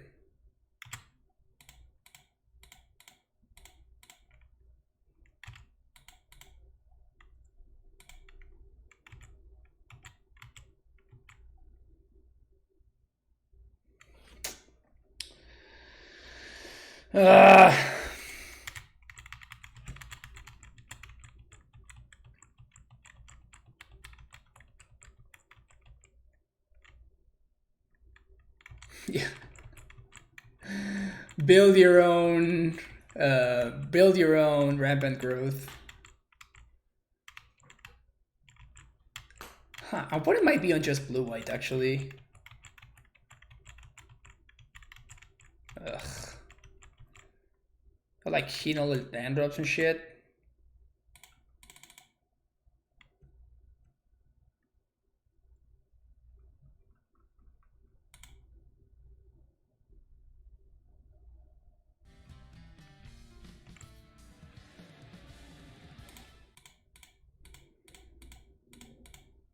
It's getting awkward. Instant speed rampant growth.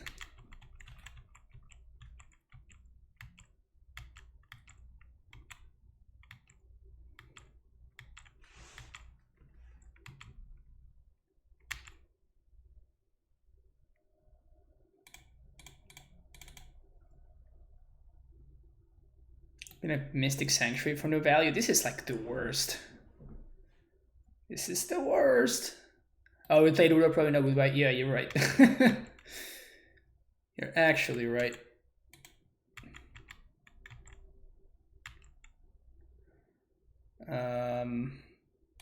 Okay, I'm gonna play my land for no value. That's gross. Gross.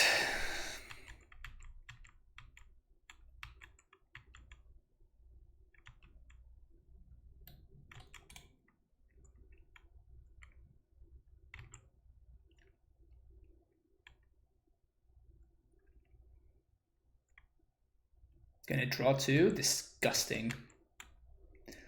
Absolutely disgusting. Let's say that our opponent's draw worked out a lot better than ours. Had this stupid verdict in here. He just slammed the Jace. And it worked. Honestly, maybe I should have slammed the Fairy when I had the chance.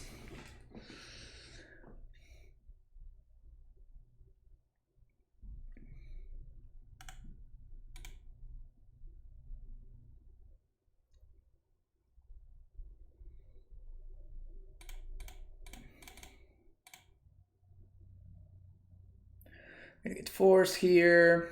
Yeah. Nothing matters anymore. My opponent hit more letters than I did. That's the story of this game.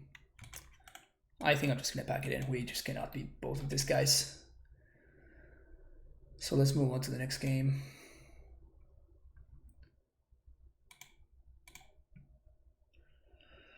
Let's move on to the next game. Okay, so we cut these. We cut 2 Uros and 2 Verdicts.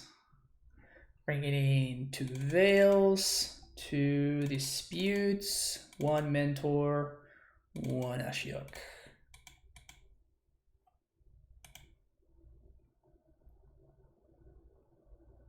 How do I feel about cutting Ashiok for a Mentor?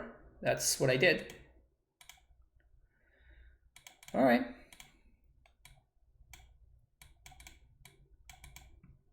It's a fine opener.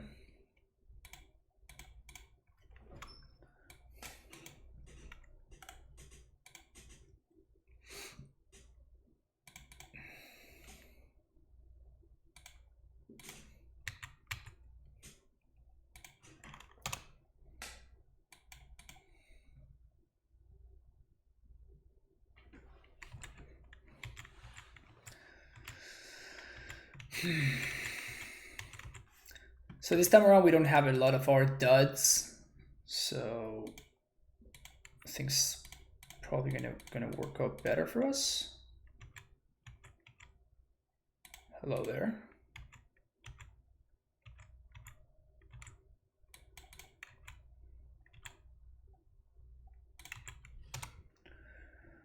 Definitely would love to see an Astrolabe at some point there, but no big deal. So we're gonna see an Ice Fang here. Nope. Okay. Okay. We're suddenly going to do a draw 2 here.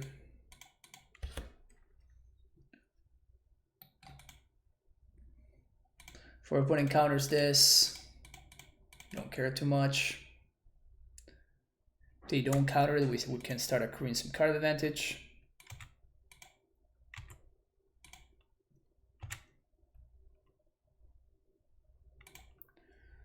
It's not bad at all.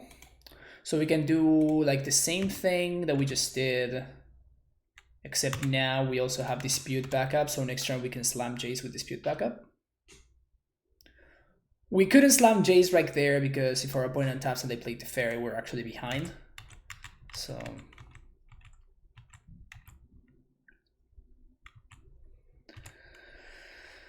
okay, draw 2. Honestly, Archmage's Charm is so good in this kind of matchup. Being able to do something that matters at instant speed, it's so huge.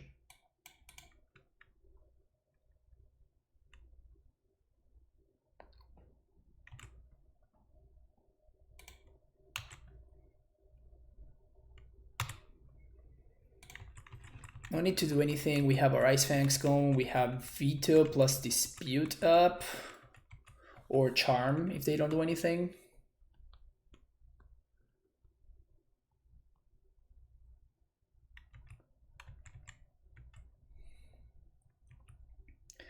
Yeah, opponent's on the same plan that we are.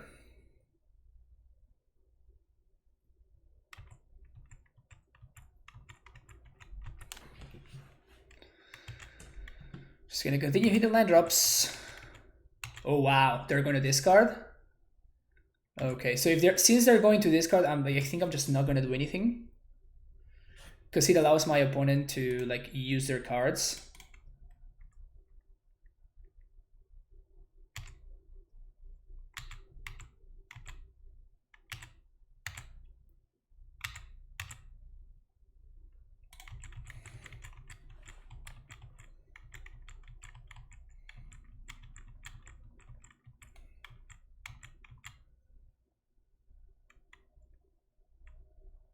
Yeah, this is going pretty well for us, I think.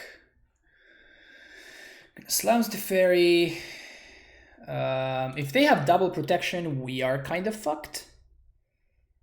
So I think I'm going to Dispute first.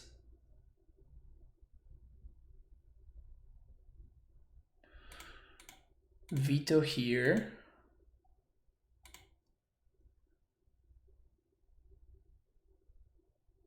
They have another Veil. It's fucking gross. I guess I should have... I punted. I should have done this in response. Because now I can Quaddle. And if I draw a Force, we didn't draw a Force, okay. We get owned by the Veils, but we're gonna get to answer the Teferi because we have 2 dudes. Teferi can only bounce 1. I guess that they can just plus, yeah. It's not bad. 1, 2, 3, 4. So let's start here. Might Force. They do Force. Pitching Cryptic of all things. And now we have this.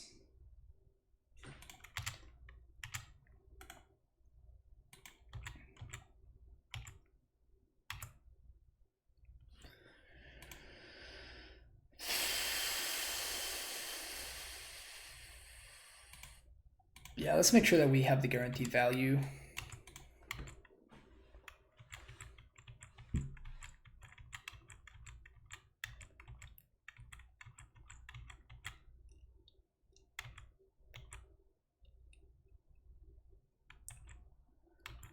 Huh.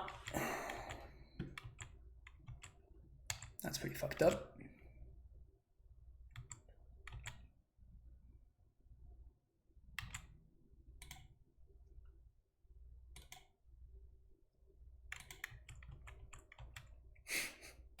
Drawing both of their Veils, it's kind of ridiculous, honestly.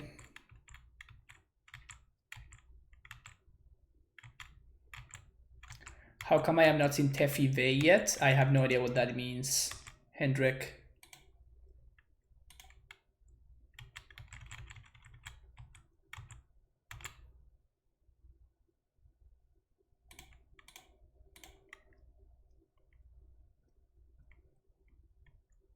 Five CMC Teferi. Yeah, I don't know.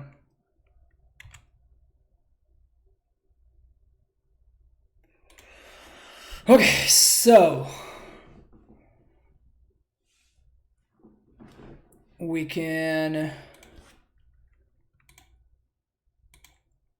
put our Mage's Charm on top, draw 2.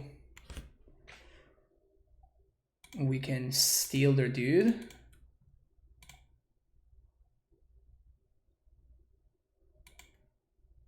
If they draw anything, we get owned. Or we can just draw 2. We have 1 path that we're drawing towards. I think we have to do this. It's awful though. So they're gonna get to answer our Teferi because they're just gonna minus on the Monk. Fuck. Everybody has a lot more paths than we do. I mean, it was the 2 Veils, right? Like that's the entirety of what this was about. Like the fact that they had double Veil in that turn. They completely blown us away.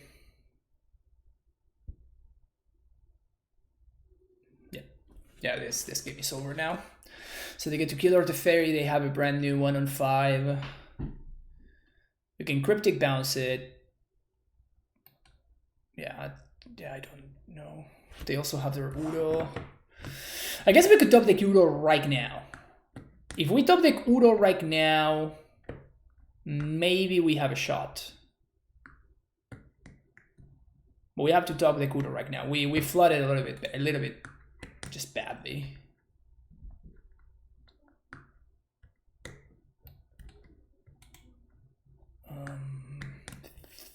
Force.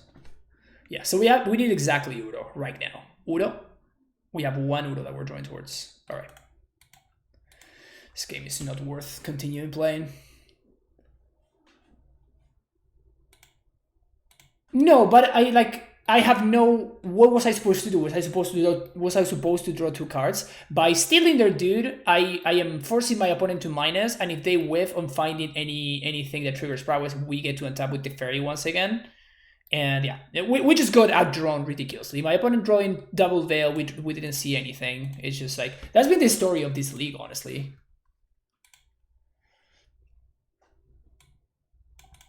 We've been getting pretty wildly outdrawn.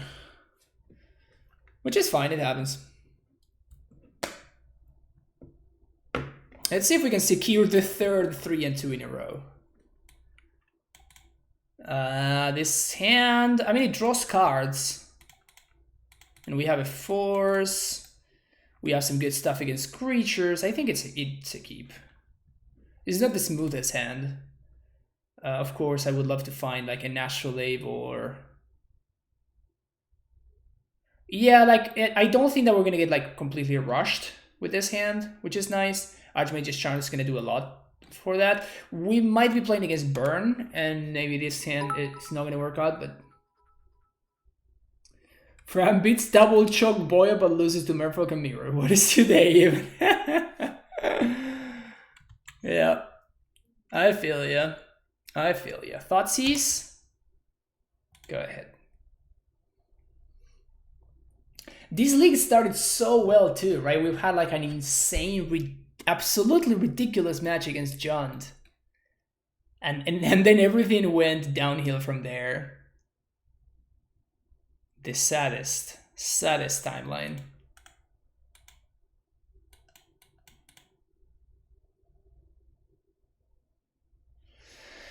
So we're gonna get Breeding Pool here, and then play Island, and then we can fetch for Temple Garden if we need to in order to Verdict.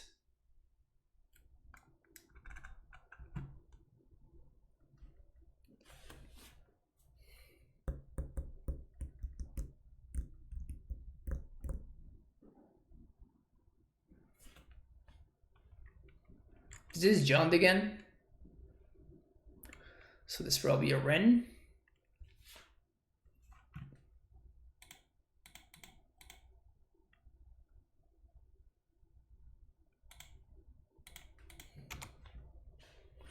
Just to make my opponent sweat it for a second, you know? Just to make them sweat for a second. Been live for 5 hours? Yeah, this is the third Control League that I'm playing, so... This take a while. This take a while.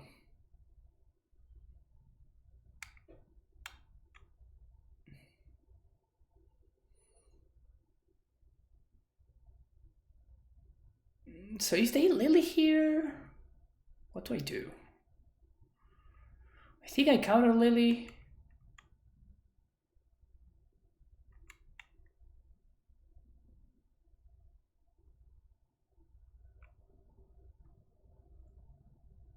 Yeah, I think I counter Lily.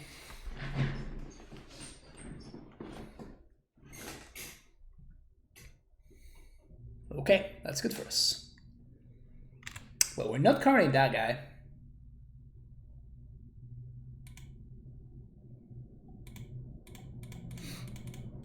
Definitely drawing 2.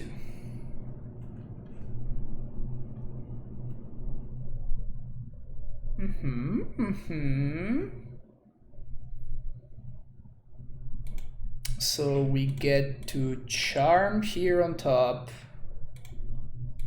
Astrolabe, draw the Charm. And then pass the turn. Not a bad sequence, not a bad sequence. So we're holding up Charm / Mana Leak here. We can Verdict next turn if we want to. This guy might be problematic at some point though. So I'm definitely trying to find... definitely looking to find a Cryptic Command pronto, because it's the only way that I can answer this main deck. I guess I can also Teferi.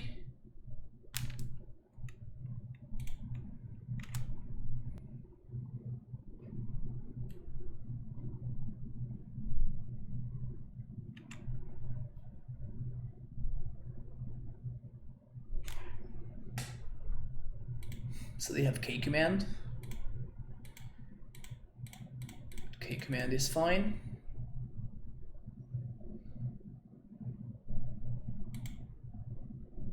The fairy would be huge.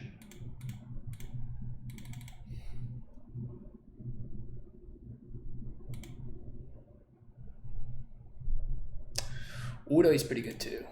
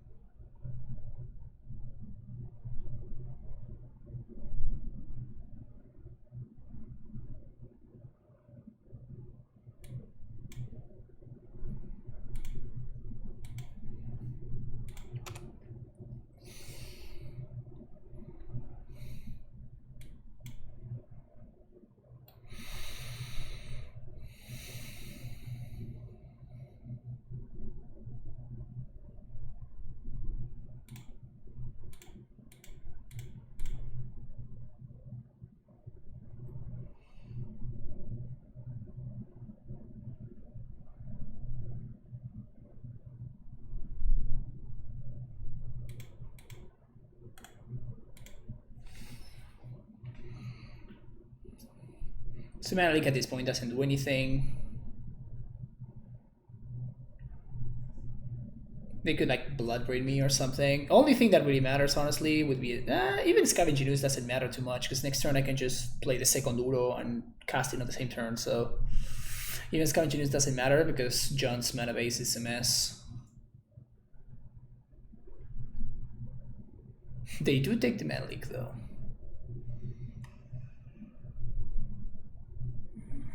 Would love to find a Cryptic.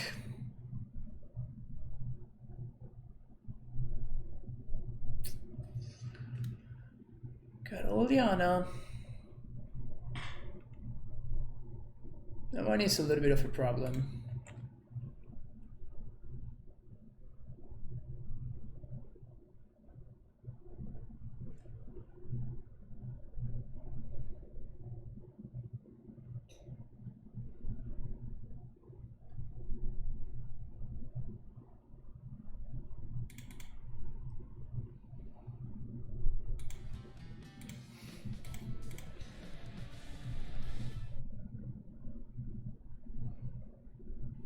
Thank you for the follow.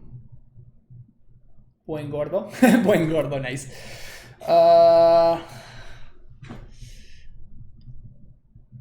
Now what?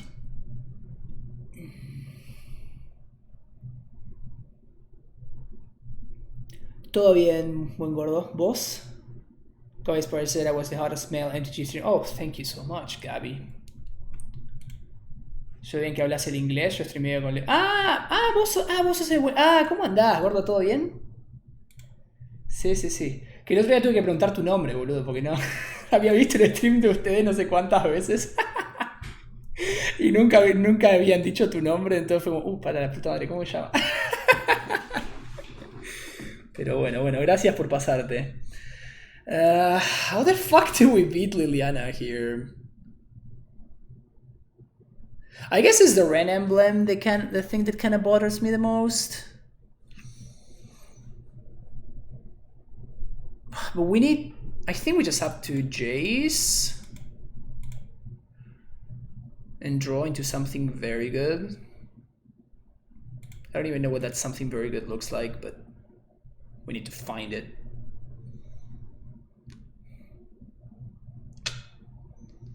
That's not something very good. So we can play a second Uro. Okay, put this and this. We can shuffle here for an island, I guess. Then we play Uro again. We're gonna play our land.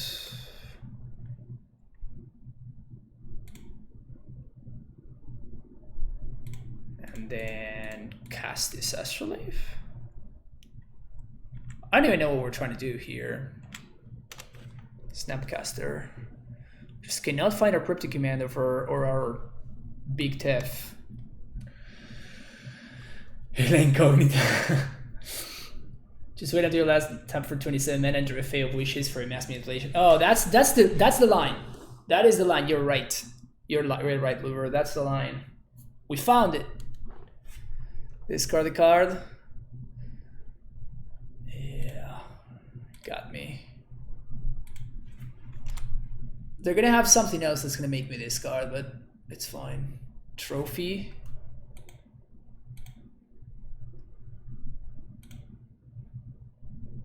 Maybe I should have gone at Forest. It doesn't matter. We have 3 Astrolabes, so our mana's gonna be okay. And it's just gonna be fine. Damn it, we just cannot. I mean, you just have to ult Ren here, right? Yeah. Like, you have a trophy now. So now they have infinite trophies. Don't have another Ren. Flotsies, sure.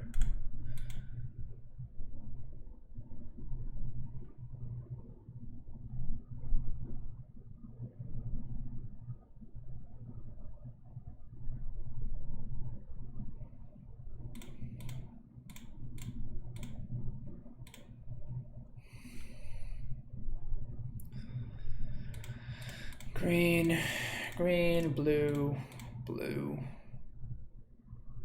1, 2, 3, 4, 5.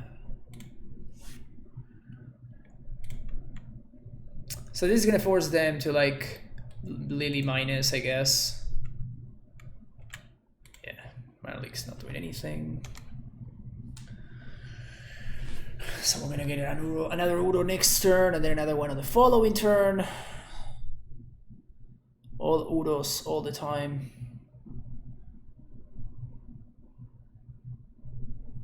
5-minute Ethereal Cryptic are the only possible solutions, or then attacking them, of course. Yeah, Hendrik, those are the ones. We have 4 copies, but we just could never find them, which is pretty brutal. I mean, as long as they don't have another Ren, we might be fine. Or like a Croxa, or like something recurrent, right? Once they have something that they can start recurring every turn, that's when things become problematic. The issue now is that like lands are good draws for them, and spells are of course also good draws for them. Liliana went down to 3 though, which is good for us. 1, 2, 3, 4. Verdict. 5. Something good? Veto.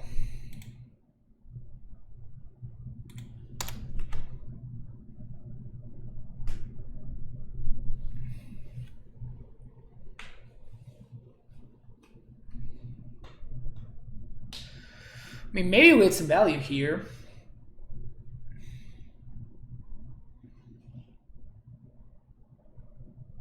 If they like lead on trophy and we're able to veto that, that would be cool.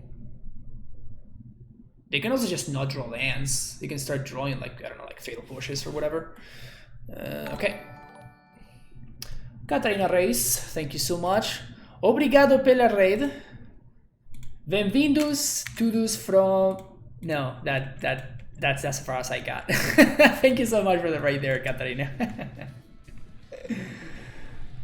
I tried. In double field to fueler, yeah, that's the plan. Filipa Carla, thank you for the follow.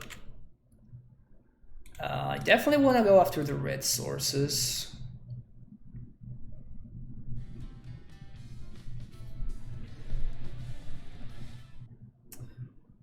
And Mindless Marty, thank you for the follow as well. Well, I think I'm just gonna go for everything, just feel the Uro. And this is tough to beat. Like, we just cannot afford to draw lands basically ever now. As I say that, immediately draw land. 2, 3, 4, 5. Can't afford to draw lands, immediately draw land. Alright. So I think I do this right now.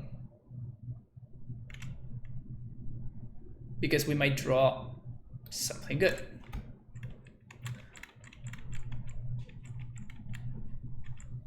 Okay. All right, thank you, Katarina. Have a good one, and thank you for the raid. Trophy my Udo. We can counter draw.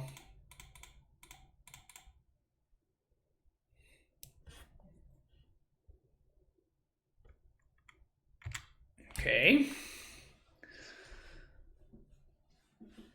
So of course I was holding the land for the Liliana Plus because Liliana can't go down. That can't down tick. So Maelstrom Pulse. Okay.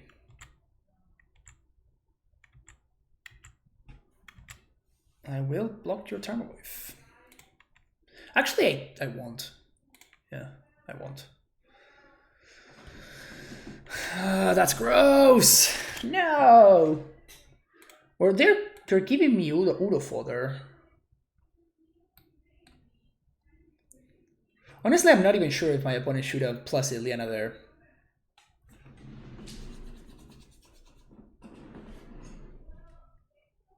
Hello there.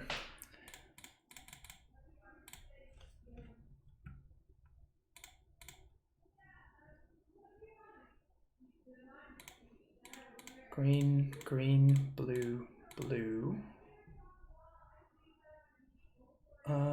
Actually, what if I just pass? I think I'm just gonna Ice Fang here. They have 0 cards in hand. Yeah, I'm just gonna Ice Fang. Next turn we can Udo. We're protected from the Lily. We're gonna be passing this arm away. I think we're gonna beat Ren Emblem.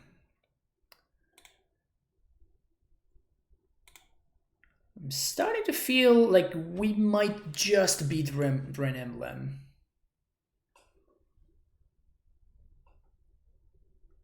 Remblem, exactly.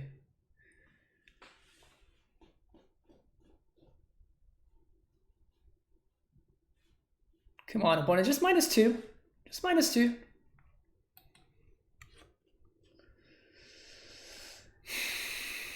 All right. Good, good.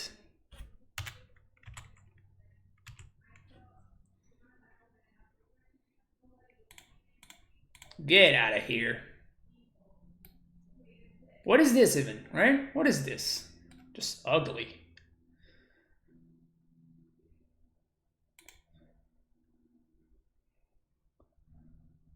Now we have 4, so we can exile the Assassin's Trophy. Maelstrom Pulse. No, thank you. Oh, that they discarded Ravine. Wow.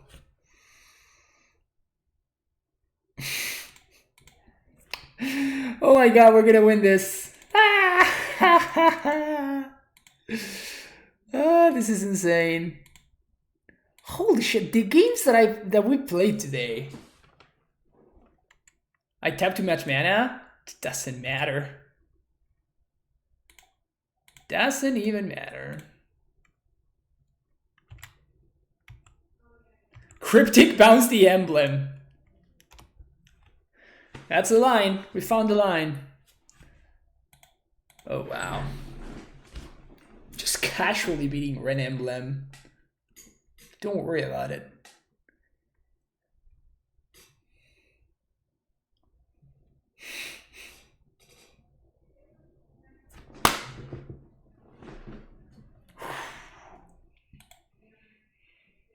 Oh my. Oh my. All right, Jando. There we go. 2 4s, 2 leak, 2 verdict.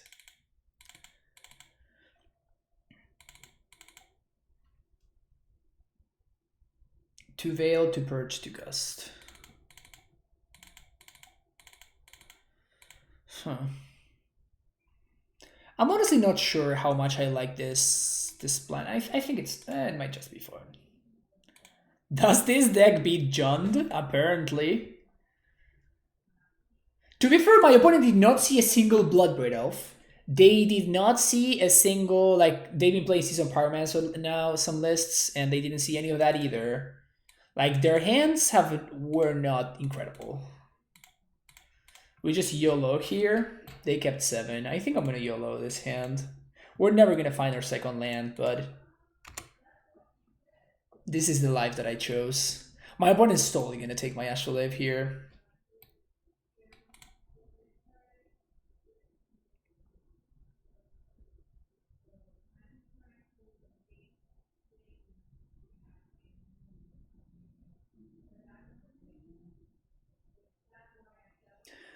What will beat Fran? A card advantage emblem that turns every single card in a opponent's deck into a useful card, or 2 win instant. Yeah, it's just like, it's fine.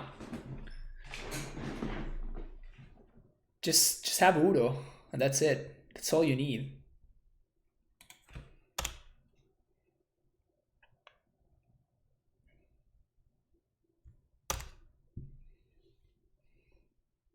Is that list better than Stoneblade? I don't know. I don't know. I think that it's just different. It plays out differently. Personally, I think that Stoneblade fits my playstyle a little bit better.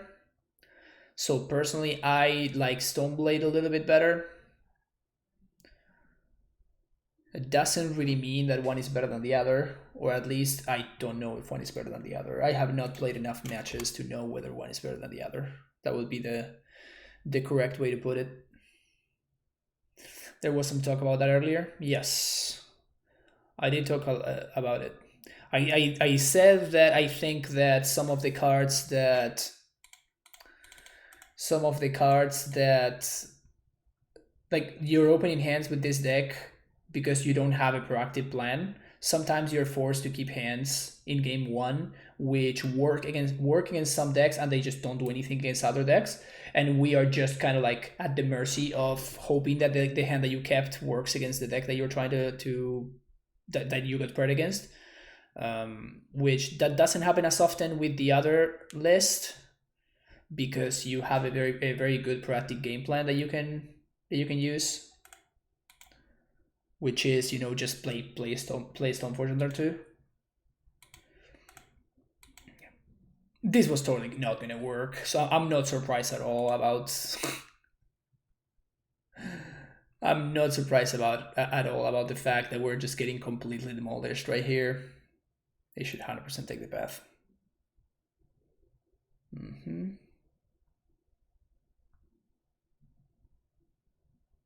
They're down to 1 card because they kept a triple discard spell hand. So if we find a basic forest,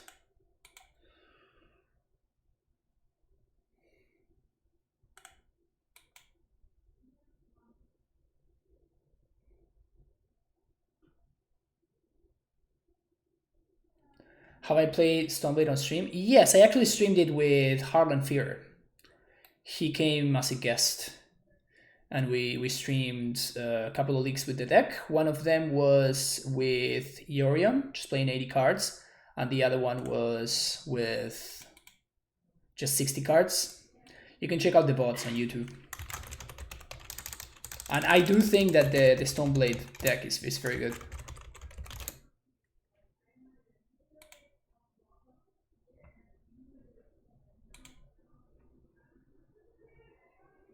I do think that the Stoneblade deck is very good.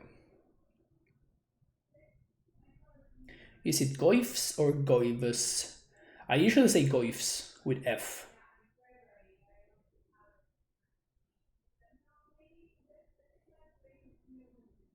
But yeah, I mean, that's just me. I say many words weirdly. I mean, one thing which is why I like to play these decks so much, honestly, is that we played very little non-games.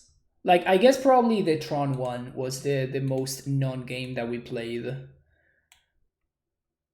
But all the other games that we played were pretty, like, back and forth, and like decisions matter, and, you know, it was just fun. You know, it was just fun magic. And it's nice. I enjoy that a lot.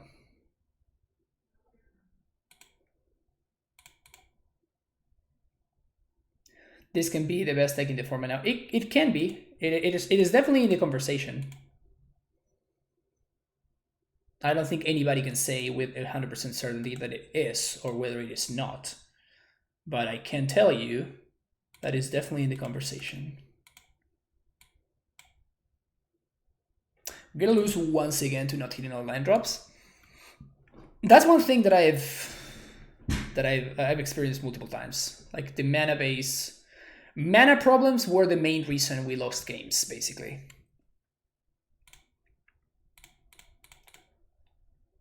So I'm gonna see what we draw here. Field. Okay, so we found our land.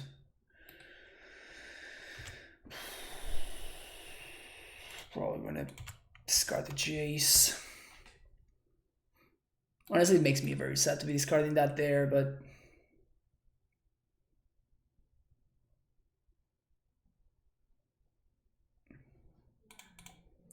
so you can play around choke a little bit here.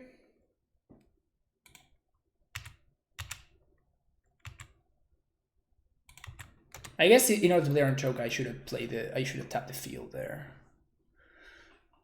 Do you think that in the Stoneblade list you played 5 CNC interferes better than running Jace in the slot? I do think so, yes.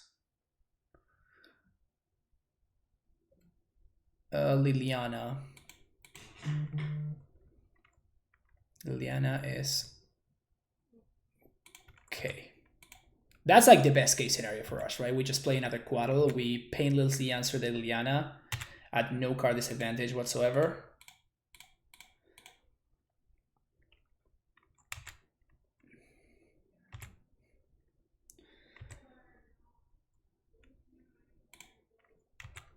So now we clear Lily, we have Cryptic Command, and if we untap, we just slam the Big Tef. I don't understand why you would either get Quaddle. I don't know either. Maybe they're trying to set something up.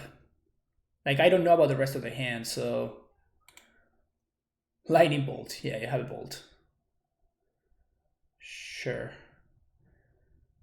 So I think what I'm going to do is I'm going to counter the Bloodbraid and bounce the Ravine.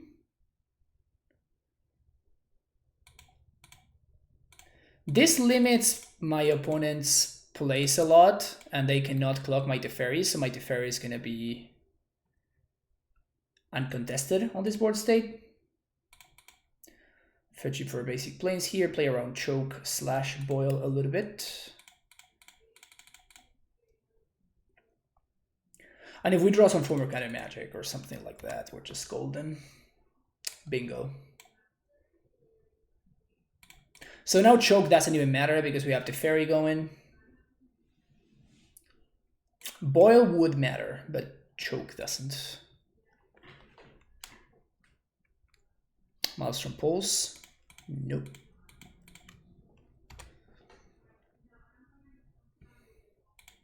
Imagine they're going to put it on top. Yeah, they put it on top. We just draw the Cryptic here, though. So I think I actively want my opponent to draw that Maelstrom Pulse. I guess we could just make them shuffle it away. Because if they have Veil, we actually get owned pretty hard. So there's no reason for us to expose ourselves to Veil.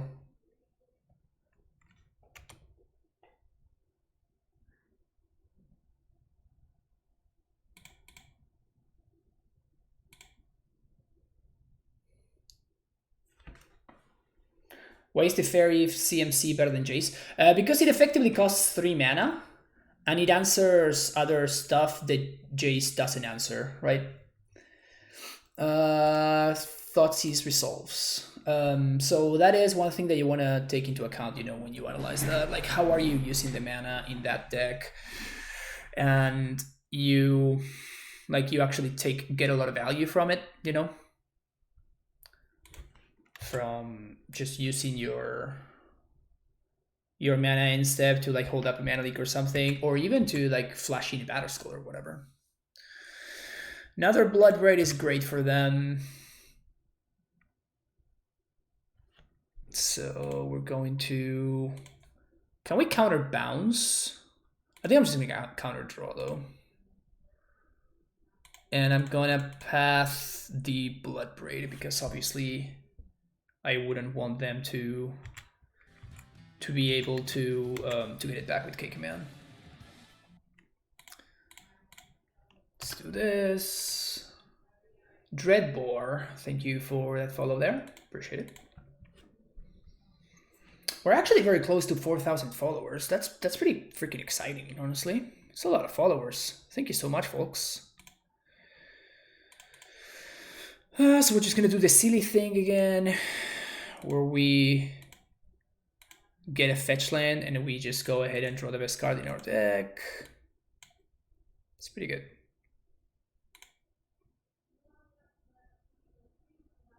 Why does Jan play so many cards that are green or red in the format with the other Gust? Because the red and green cards are good. That's why. That's why.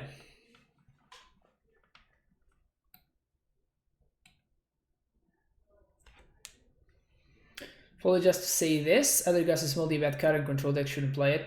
I wholeheartedly disagree. But we can disagree, that's fine.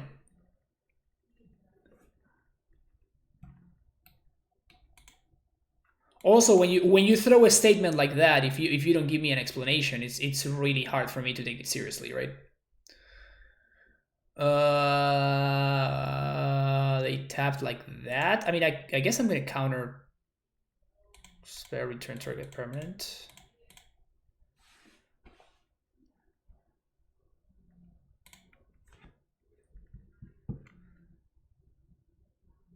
I have seen you on YouTube, pretty sure it was. I like your stuff. Oh, thank you, Dreadbore. I appreciate it a lot.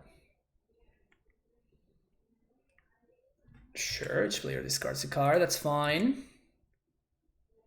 They discarded the call against command?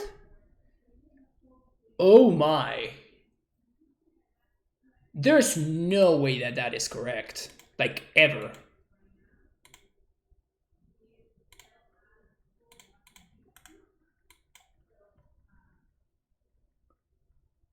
That's like their best card in the matchup. Why would you want to discard that? Either Gust getting around Veil of Summer is really important. Yeah. Oh, are they memeing? Oh, okay, that would explain it. So now they can't plus anymore. So return target permanent to his owner's hand, draw a card. I think they realized their mistake. They conceded. Alright. Si puedo decir algo en español, sí, ¿qué crees? ¿Tenés alguna pregunta? Tabular Tony. Si tenés una pregunta en español, yo te la contesto en español, no tengo ningún problema. Give me my reason for Everett Gust being moody bad. It doesn't really answer anything, it only delays the thing. Yes! Let's find a more tempo-oriented strategy. Think Remand, but I don't think it's good in control. Well, number one is that it answers a lot of the stuff, not only on the stack, which is where you sometimes want to answer it with cards like Boil, for example. It also answers it in play with cards like Clothes. We multiple times were able to Gust in response to our opponent's fetch activation. We were also able to Gust and then shuffle away with Field of Ruin. And we were also able to Gust and then plus with Jace Demise Sculptor. Also, sometimes all you need is just that extra turn so you can set yourself up a little better, meaning you get to untap with an active J, so you get to untap with one of your active planeswalkers. So even if you get like a replay of the same turn, if you have one of your planeswalkers in play, that's something that you actively want. If your opponent is going to deny themselves a draw step in order to draw the same card that they just played and that you quote unquote answered, you are excited about that because that's like one more turn that you get to brainstorm and one more turn that you get to plus your Teferi or whatever. So yeah, I think that you are just analyzing it from a very, very like short-sighted standpoint, if that makes sense. And a Remand is a lot. It is a lot better than Remand because Remand only answers stuff on the stack, while Gust answers stuff in play. So if your opponent resolved the choke on turn 2, which this happened in this very league, my opponent resolved the choke on turn 2, and then we were able to answer it like 4 turns later, and it was still fine. 2 mana time walk, so time walk. Yeah, okay, you got me, you got me. So yeah, I think that And what were we talking about first statement? Other guys, not the kind of card that I want in my control. Yeah, that's fair enough. Yeah, if you don't like the card, that's perfectly fine. If you actually go ahead and you rewatch some of the matches that we played today, you're going to see why I think that Aethergast is amazing. Like, we answer the Chandras and Gloorbringers and Clothes from the Red Wing Bonza deck. We answered Wrens and Tarmogoyfs from Jund. We answered what else? Well, actually, we played against Jund like 4 times today and Red Wing twice as well. So yeah. But yeah, I mean, it's perfectly okay for us to have like different opinions on the card. I think that the card is great in basically any deck that can cast it reliably. I mean, I'm even going to the extent of playing it in my Amulet list, right? So clearly I believe this card is very good. So if I didn't think this card was good, then I wouldn't be playing it. In Amulet, it's the same thing. You know, oftentimes your opponent resolves a Blood Moon early in the game, and then on the same turn you're able to like Dryad and then Aethergast the Blood Moon, and then you just get to untap and resolve your Titan, and then your opponent can play the Blood Moon again on the next turn, but now they have a 6/6 in play and like 4 zombies that they're staring at, and they also need to spend their mana again to deploy the Blood Moon, which means that they're probably not going to be deploying something else. So even in still not a tempo deck, but just like a toolbox deck like Amulet that gets really hosted by specific cards, it still does a lot of work. And there's no card that answers like Blood Moon on the stack and in play, and Boil as well, because Boil is pretty good when you have a Dryad in play, and like Clothes, Chandra, all of those cards that are very, very problematic, and also Primeval Titan through Cavern of Souls. So I think that Aethergast is extremely, extremely good, and is definitely worth a slot in your sideboard. But yeah, if you don't agree with me, that's perfectly fine. All right, thoughts about this list? It's fine. We played 15 matches. We won 9 and we lost 6. So we had the exact 60% win rate with the deck. The matches where we lost, I feel like we just... Against Merfolk, we just flooded really badly, both games that we lost. Against Tron, it wasn't even fair. Like, our deck just didn't function. And then we had a lot of issues with not hitting all land drops, and also with our mana base being kind of a mess. So we didn't really see the polluted delta that much. I remember like 2 times at least where we saw the delta and I was able to watch Mage's Charm on turn 3, which if this had been a Field of Ruin, we wouldn't have been able to. So definitely the delta made the mana base, at least in the 5 matches that we played there, at least 1 little % better. And the field is just kind of medium. I'm definitely into testing out Everos's idea, which Everos was thinking of just like not play field at all and just play Blood Moons in the sideboard. I think that's definitely a defensible approach. Then you would need to probably play more fetch lands, maybe even more basics, and you definitely need a Steam Vency there. Probably just 1 single Steam Vents should be fine, but... Oh, you gave Everos that idea, yeah. So I think that that's a good idea against Amulet and stuff like that, but I don't think it's a very good idea in the mirror, obviously, where Field of Ruin can sometimes be very good. In fact, we played against Miracles, and we beat Miracles with a counterbalance in play because they were trying to set up their stuff in order to counter our things, and we would just like Field of Ruin and make them shuffle and then just mess up all of their scries. So like we were denying them a lot of value from the counterbalance. So that is certainly one of the the less appreciated upsides of the card Field of Ruin. Then we also had some other matches where like we played against Skred or something, and we had like 2 Field of Ruins in play that we couldn't crack, and our opponent just Blood Moon us, and it's just like, well, that's it.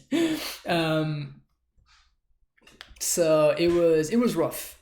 It was rough. I still don't know how I stand in Field of Ruin. It feels pretty bad, but at the same time, like, it has a lot of very tiny upsides in multiple different situations, and Blood Moon is just so narrow. Blood Moon is just so narrow.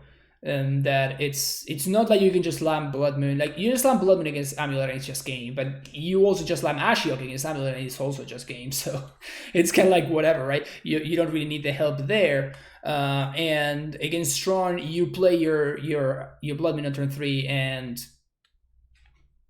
whatever. They just keep making land drops, and eventually you just have to face like your opponent is just going to like pay 6 mana for a Wormcoil and pay 7 mana for a card and pay 8 mana for a Nukin, and you're gonna have to start answering every single one of those cards. So it is only a temporary answer instead of like a KO like it is against other decks.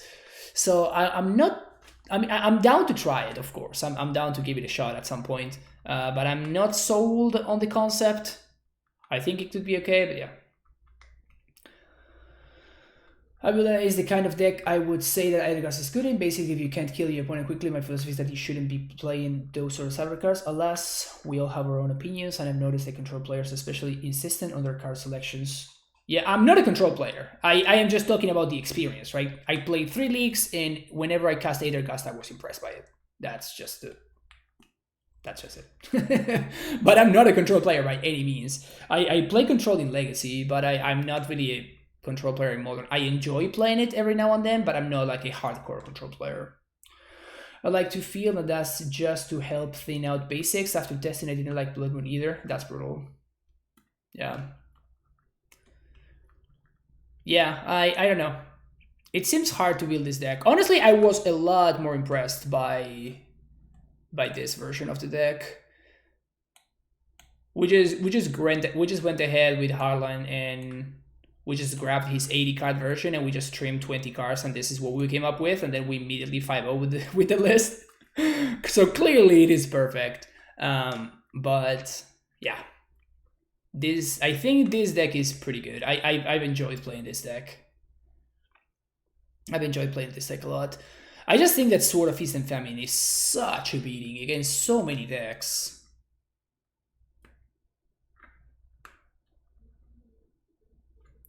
Yeah, Dreadlord for sure. And I do hang out in everyone else's chat a lot. So if you do some testing and you find out that you like it, or you find out that you don't like it, then I would love to hear about it. Is Sword of Fire and Ice not worth to sideboard? No, not really. Like, against which decks would you want Sword of Fire and Ice? I just don't like the main board verdicts in Stoneblade. The problem is, like, they are not great. I agree with you there, Freedmania. But how are you supposed to beat humans? How are you supposed to beat, like, I don't know, like elves or like Merfolk? Like, you just need this card. This is a card that comes out pretty often, actually, in this specific deck. And the fact that you can pitch it to force means that it's not that big of a deal. I will plus 2/3 fairy and -2 path. What, on this list? No, I'm never playing less than 4 path to exile in this deck. You want to get through. You want to kill your opponent's creatures, because then, you get to connect with your equipment. Merfolk confirmed top tier. Shut up, Stabs. You're just messing with me. The Antigone Awakening combo with Containment Priest, that's another reason why Verdict is good. Yeah, 100%. 100%. It's better to have Verdict and not need than to not have Verdict and need it. Yeah, 100%. I agree. And I think that Modern is in a place where it's worth being in your main deck. I think that right now Modern is in a place where it is worth being in your main deck. Where's your deck tech? Oh, I can give you your deck tech. Yeah, sure. Let me close up the video real quick. So thank you so much for watching if you're watching on YouTube. It was a nice discussion. It was fun to be playing some Bant. This deck was fun. We played some sick games. Like those game ones against John were like insane. So I hope you enjoy them. And yeah, don't forget to like and subscribe, and I will see you in the next video. Have an amazing rest of the day. Bye bye.